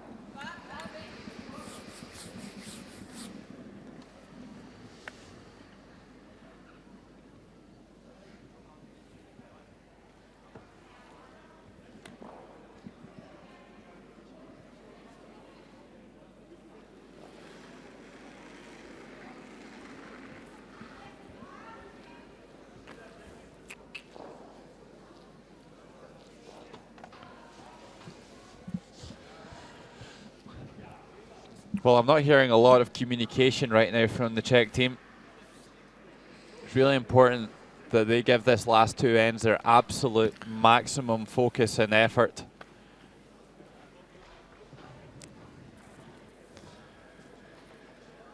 That's another time body language, I would say. It's one of the things you somehow need to show off, even if it's hard in this situation. But still, if you keep on trying, I mean, you somehow have to have the hope in your mind that maybe it works out. Otherwise, you could go for a shake hand as well. Well, absolutely, and I would say this is quite common when for a team who aren't that happy, they're trailing in the game. The first thing that generally starts to go is the communication that gets quieter. There's less feedback to one another, and they really need to almost do more than what they were doing before to get things sorted out. I mean, they need to give this maximum effort. There's a place at the Olympic Games on the line here. Yeah.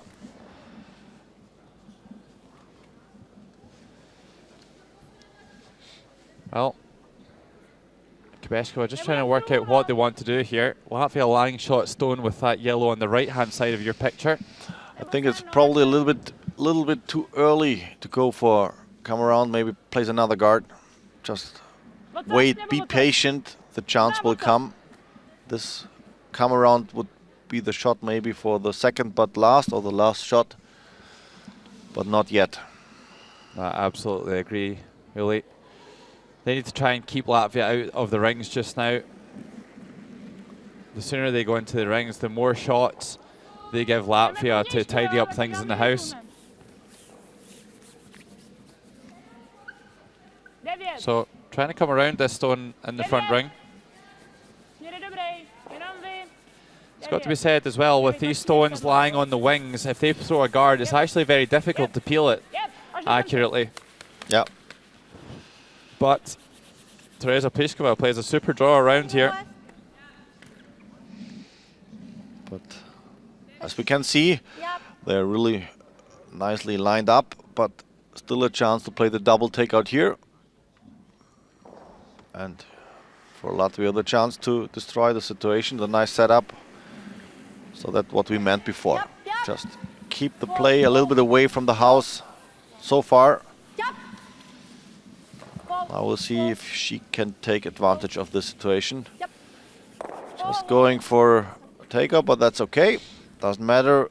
Center is opened up.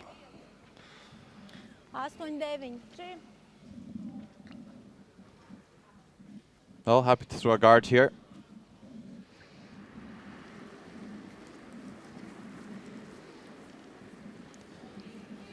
I think one of the things it does play into the Latvians' hand is that they have a little bit of an unpredictable factor. Like, you play against some of the best teams in the world, you know what they're going to do with their next stone. But you play against a team like Latvia, they maybe won't continue to play the peels because they know that's not their strength. And at some point, you might just see them play a draw around with that stone being back of the tee line. However, for the moment, they're quite happy to keep playing the peels.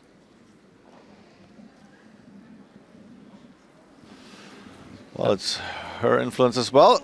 Carrie Williams, Canadian. Actually, she was coaching some Italian teams before, as she taken over responsibility for Latvia. And there it comes. It's a miss. That's what you were talking about. Takeout game is probably not their best. Well, that's a terrible miss there by Latvia. And now this is a golden chance for Czech Republic to steal here in the ninth end.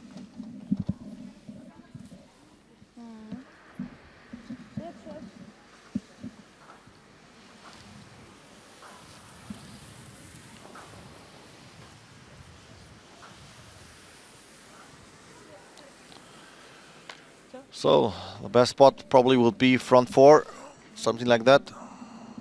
Just in line of these two red stones. Remember, the first come around has been coming from the outturn side. And the funny thing, as she's a left-hander, it's now her outturn side. Also, she's playing now clockwise. Oh, she needs to find a good one from somewhere here. Just 15% for 5 draws in this game. Not really good enough. As I said before, not Olympic standard. But needs to find a good one here. This is just a golden opportunity, and these are the chances. These are the kind of chances that you need to take. Well, I would say to give her just a little bit of excuse. I mean, she always had really tough ones to make in this game. Some tap back there, some really narrow places to place one, but as this one swings a lot, they can keep it a little bit of contact there. Actually, maybe not the worst result. That looked like it was quite heavy, and without touching the guard there, could have just chipped things open. That was a great chance there for Kubeshkova. Just not taking enough ice on that one. And now Latvia kind of off the hook here. They could play a double take hit on these red stones.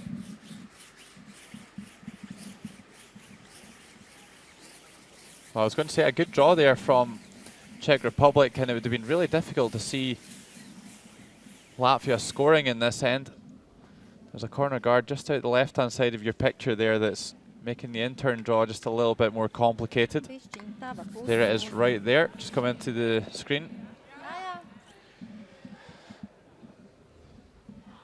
So it will be a takeout here for Iveta Stasas-Arsuna. 88% on 4 hits today. Really raising her game here in this final round-robin matchup.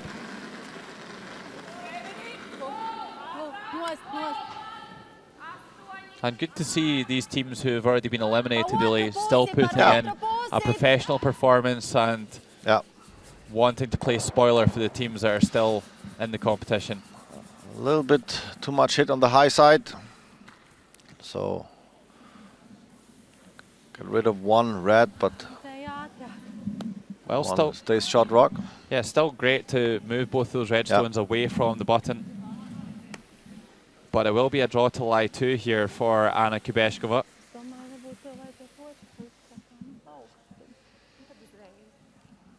And still there's a good guard in place, pretty much centered. So good chance for her to place her last rock close to the center, close to the button. Make it difficult for Iveta Stasas-Arsuna to play her last one. Well, as we've said before, really, you do not need to get tight to the guard here to get fully in behind. So much curl at the death as the stones slow down. But really needs to be in front of the tee line.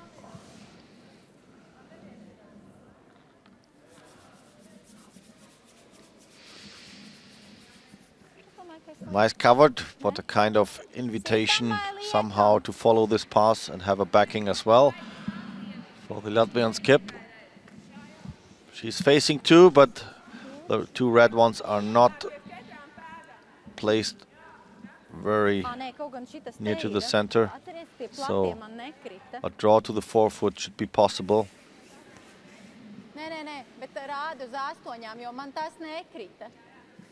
Just talking about where to put the broom, where to give the ice. Yeah, there's always a temptation to take a little bit more ice. You know that you don't want to hit the center guard here, but then the problem is you start to go outside the kind of the natural played path that they've been playing all game long for their top 4 draws, say for lead stones. Then you start running out into some fresh pebble, and it changes the speed of the draw in a different line. So that's definitely a challenge you have to take. But if you're aware of this, you somehow maybe play it a little bit more active, keep it controlled, a little bit more speed, just let it go. That's also like very important for the sweeper, that they're not jumping on it right away, and keep it straight. The stone really needs to find his own way. And when it starts to swing, then you make it sure. Well, the Latvian skip has drawn terrifically well all week long. Needs a good one here. Bikche in Germany going to town on this one. Needs to get into the 8-foot circle as a minimum. I've got to say, this is looking pretty good. This looks good. Terrific draw here by Stasas-Arsuna. Right down onto the tee line, and it's going to be a score of 1 in the 9th end for Latvia. And Czech Republic backs against the wall here. A must-win game to keep their Olympic dreams alive. Now trailing Latvia by 6 shots to 2 going into the 10th end.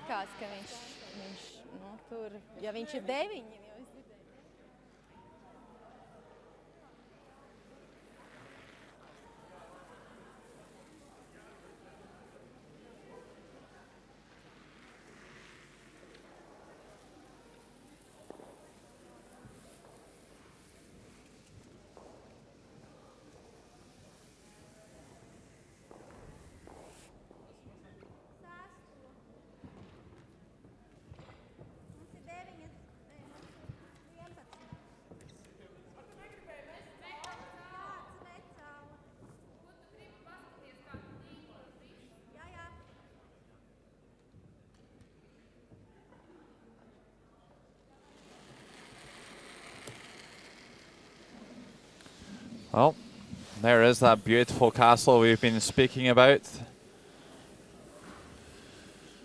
And the Japanese team watching on. Tell you, I was living in the red corner over there on the balcony. I was growing up in the castle. You grew up in the castle? Congratulations. The Prince of German Curling, Uli Cap. Yeah, kind of. No, pretty close to that. So, just making jokes about that. But it's really nice. Also, nice lake behind, like in summertime, really good for swimming and lovely scenery. But as I said before, when you grow up in this region, you're just not really aware of this all the time.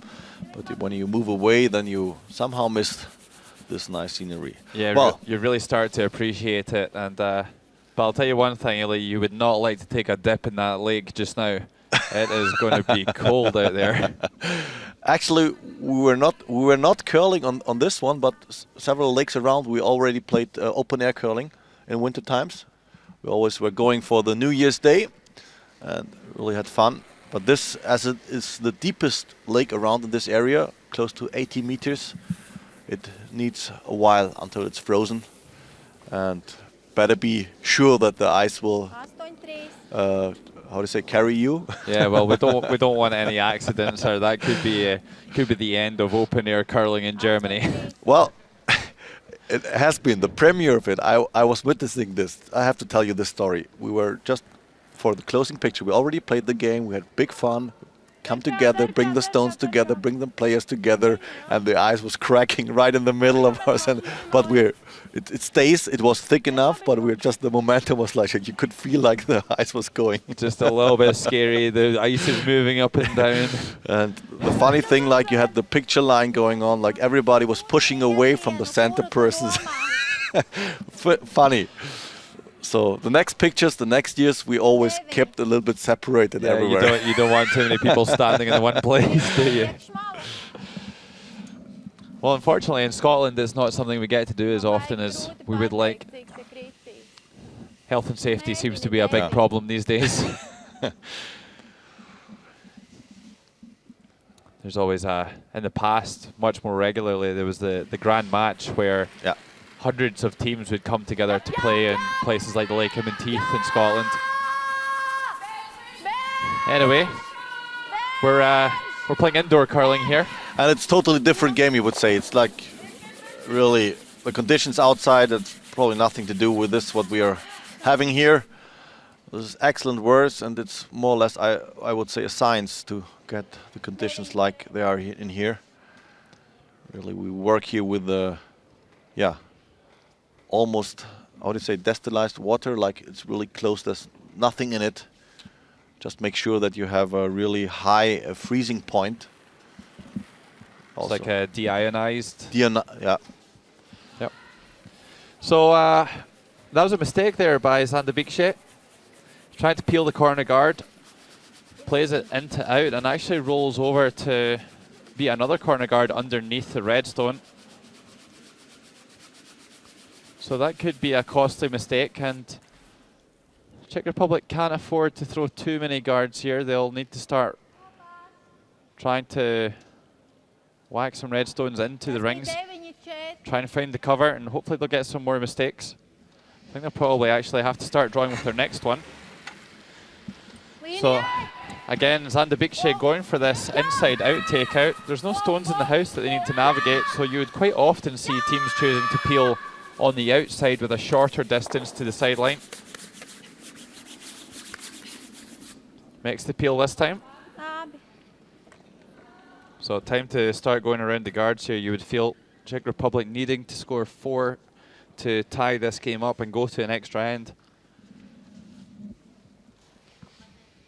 Well, they still have a chance at the moment. If they played a perfect end from here, they just get one more miss, then it's a possibility.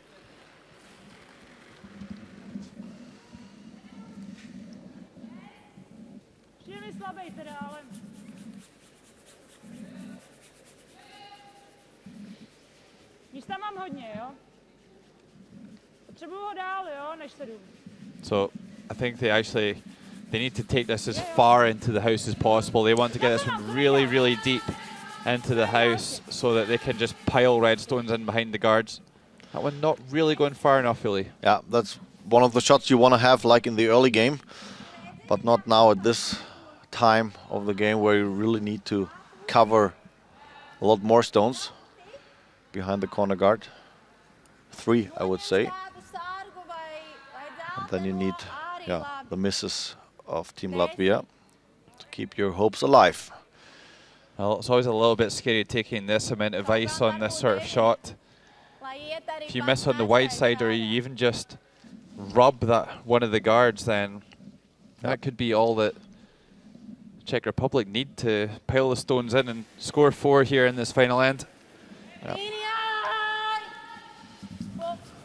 Well, certainly not wide. Yeah. So just make sure that you get one of the guards. And I think it's but not this way maybe. Oh, now this is a great chance for the Czech Republic. They want to come around, but I think the key is for the Czech Republic is that they're not trying to draw behind that yellow guard. I think they still want to try and make the draw all the way over behind the red stone. Annika Beskova not looking too determined there, it must be said.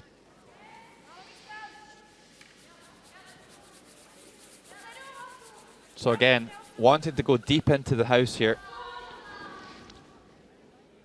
Make some space for more red stones. I've got to say, this is looking pretty good. So a good shot, another one in the scoring area.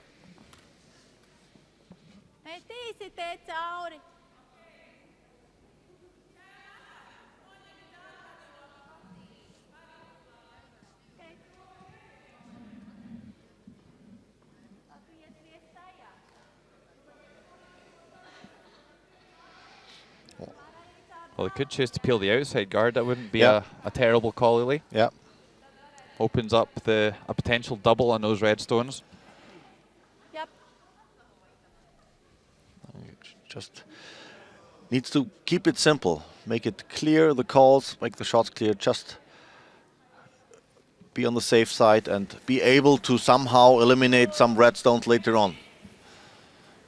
Don't mind the other guard at this time, but make sure that you hit the right guard here and not miss completely like here. Oh, whoa, that's not her takeout game at all.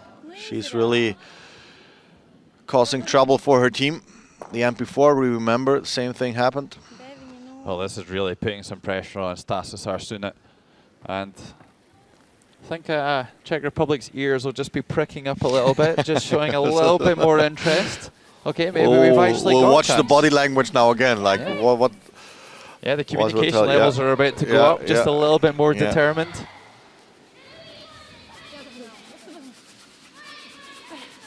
Again, needing to get down as far as possible. I think probably past the tee line might be better here. So now it's the time for Latvia. Maybe change something. Maybe go for another peeling off the guard. Well, we're just having the first skips going to come. Is she going for attacking the shot one, just going through the port, through the yellow port between the yellow guards and just playing the hit and stick there? Well, I hope not, Uli. I think for me it's still the same shot. You need to hit that yellow corner guard and run it back to peel it off. Yeah. You can, even if you peel it off, you're going to leave yourself a double worst case scenario to win the game. Just, I would say try to read what she's going for, and it's definitely right from the tactical point of view. Would have made much more sense to run back the left yellow guard, and there's a good chance to get at least one of the red ones. Well, timeout called here. So maybe Kerry Wilms will tell them that they might better go for the run back. Well, this one more of a cry for help than than just a timeout discussion. So Latvia have got themselves in a right mess here in the 10th end. vai šī, vai šī, vai šī. Nevienā, jebkurā Well, es varu ieskrēt. Stasys Harsina just going through all the options with her team. Tā, lai tu dabūtu kaut ko no. Ārā, lai es izsīstu. Bet mums vajag izsākt. So we'll listen. I think she will talk English to them. To just play this this much. This is not seen from that side. This is what I can see. One or the other. But what do you think about the speed? 9 or 10?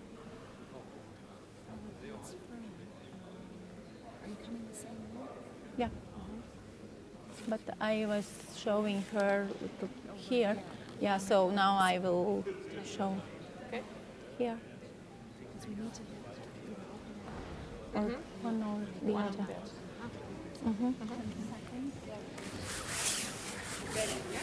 Well, it at least seemed like a good timeout.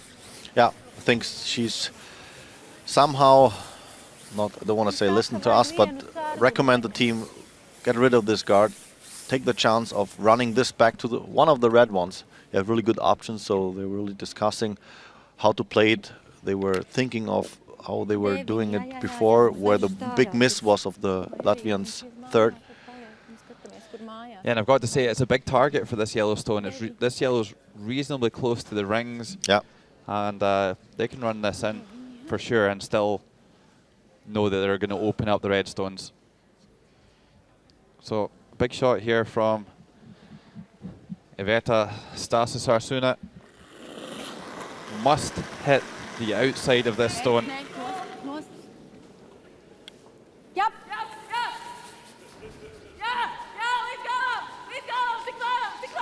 Well, how's it looking? Hits it. Oh, Here great you go. shot here by Perfectly, yeah. Stasys Harsina. Rolls over in front of the red stone, and that's going to be a problem to get rid of that stone now for the Czech Republic. Just 2 to come, and they both need to count. And that makes a difference. I mean, with the shot she was calling before, she just had one option would be good, which you make it, like if she could get to the shot rock. But with this shot, she had several options, like even run it. Some red one would be fine, open up the guard, or even coming up like this, put the pressure on. So, yeah, that's pretty much the best result that they could have hoped for there, I think. So, I think Jeva Krusta is going to owe Iveta Stasys Harsina a spritzer later on if that turns out to win the game. 9-10, takový jako dronu. Takhle. don't know what she's going for right now. Just placing a rock maybe front house to jam it later on, or to raise it, angle raise. Well, maybe. I don't think they can get rid of the Yellowstone at the moment without rolling into the open, so I think if it was me, I'd be trying to just come down and just move the Yellowstone out into the open a little bit and keep my shooter in behind the guard. Just create a little bit of access for the last one. I mean, the risk is you just throw one in the front ring, then Latvia just have to draw another one into the house somewhere. Yeah, or of course, yeah. And then you don't have that option, so I need to put a little bit more pressure on them than just throwing a freeze here, I think.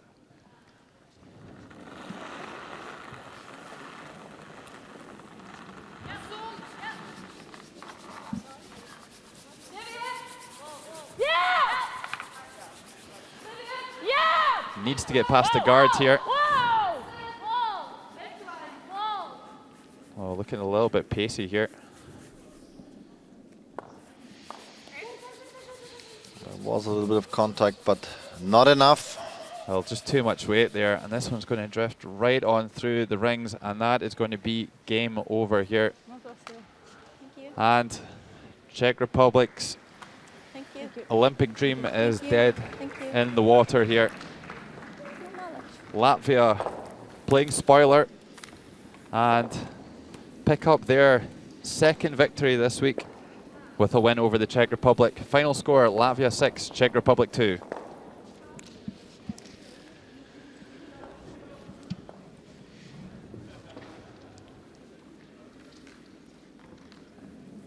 So not quite the same thrilling climax to the round robin that we got last night in the men's event, but still an upset there to finish the round robin. Latvia unexpectedly beating the Czech Republic and ending their Olympic hopes. Germany defeating Italy by 7 shots to 2. But it's going to be Germany and Norway in a tiebreak for the 3rd spot in the playoffs, of course, following China in top spot on 6-0 and Japan on 5-1. So for us, watching back the highlights, it's the 3rd end, the featured game, China, the both undefeated teams so far, China versus Team Japan. It's last stone of the Japanese skip, Ayumi Ogasawara, and really tough attempt, but he couldn't make it. Just a steal, another one. It was a comfortable lead. And then in the 5th end, here, a really nice tap back draw from Binju Wang, getting the 3. And getting the lead of 10 to 2. Really nicely made. A little bit of sweeping in the back, just enough to push back the yellow one, get a 3 here. And then in the 6th end, it was another deuce of Team Japan. They could get a little bit, but it was enough. They said, okay, not our morning. So Team China stays undefeated after the round robin, 6 wins in a row. And Team Japan stays on the 2nd position in the overall ranking. So elsewhere in this final draw of the round robin, Czech Republic being upset by Latvia. Czech Republic needed to win that one to move to 3 wins and tie 3rd to stay in with a chance, whereas Germany win their must-win match against Italy, and they will tie Norway on 3 wins.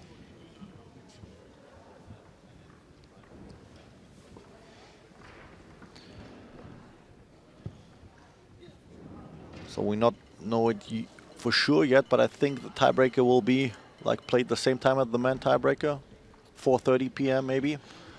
Yeah, it's going to be playing at 4:30 as well, Elite. You're absolutely right, but we're going to be broadcasting the men's game, which of course is going to be USA against Korea.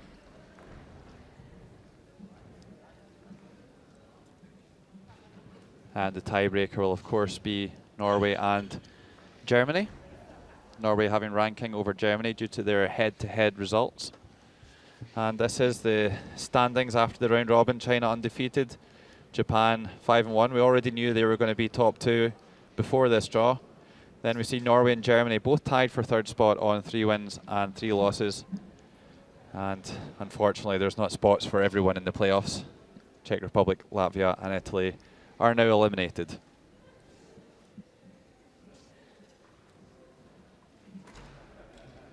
And this is the playoff format. So China and Japan will play in the 1v2 game. The winner goes to the Olympic Games in Sochi. The loser of that game will drop and get a second opportunity, really, to qualify for the Olympic Games and get that 2nd spot by playing against the winner of the tiebreaker game between Norway and the home nation, Germany.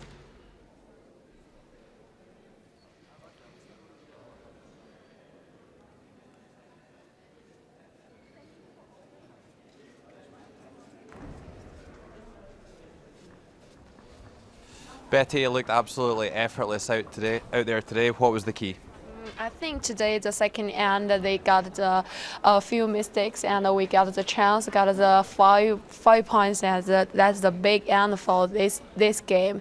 And I think today we are so relaxed on the ice and play very well. Yeah. Is it difficult to keep your focus when you get off to such a great start like that? Right now, I think it's never like that. It's a relax. We always focus. We really want to go into the Olympic. And is there anything that you want your team to tighten up on going into the playoffs? I think we just need don't think too much and just play 1 rock on the time and don't think that's play for the Olympic. Just 1 game. Yeah. Do you expect a better performance from Japan in the playoffs? I think it doesn't matter who will we play against, just play our level. Well played. Thank you. Thank you. So there we have it, the thoughts of the winning skip and the only undefeated skip, Bingyu Wang, the skip for China, completing the round robin here at the Olympic qualification event. In first place, 6-0 from myself, Logan Gray and Uli Cap. Thanks for watching and join us for more at 4:30 this afternoon.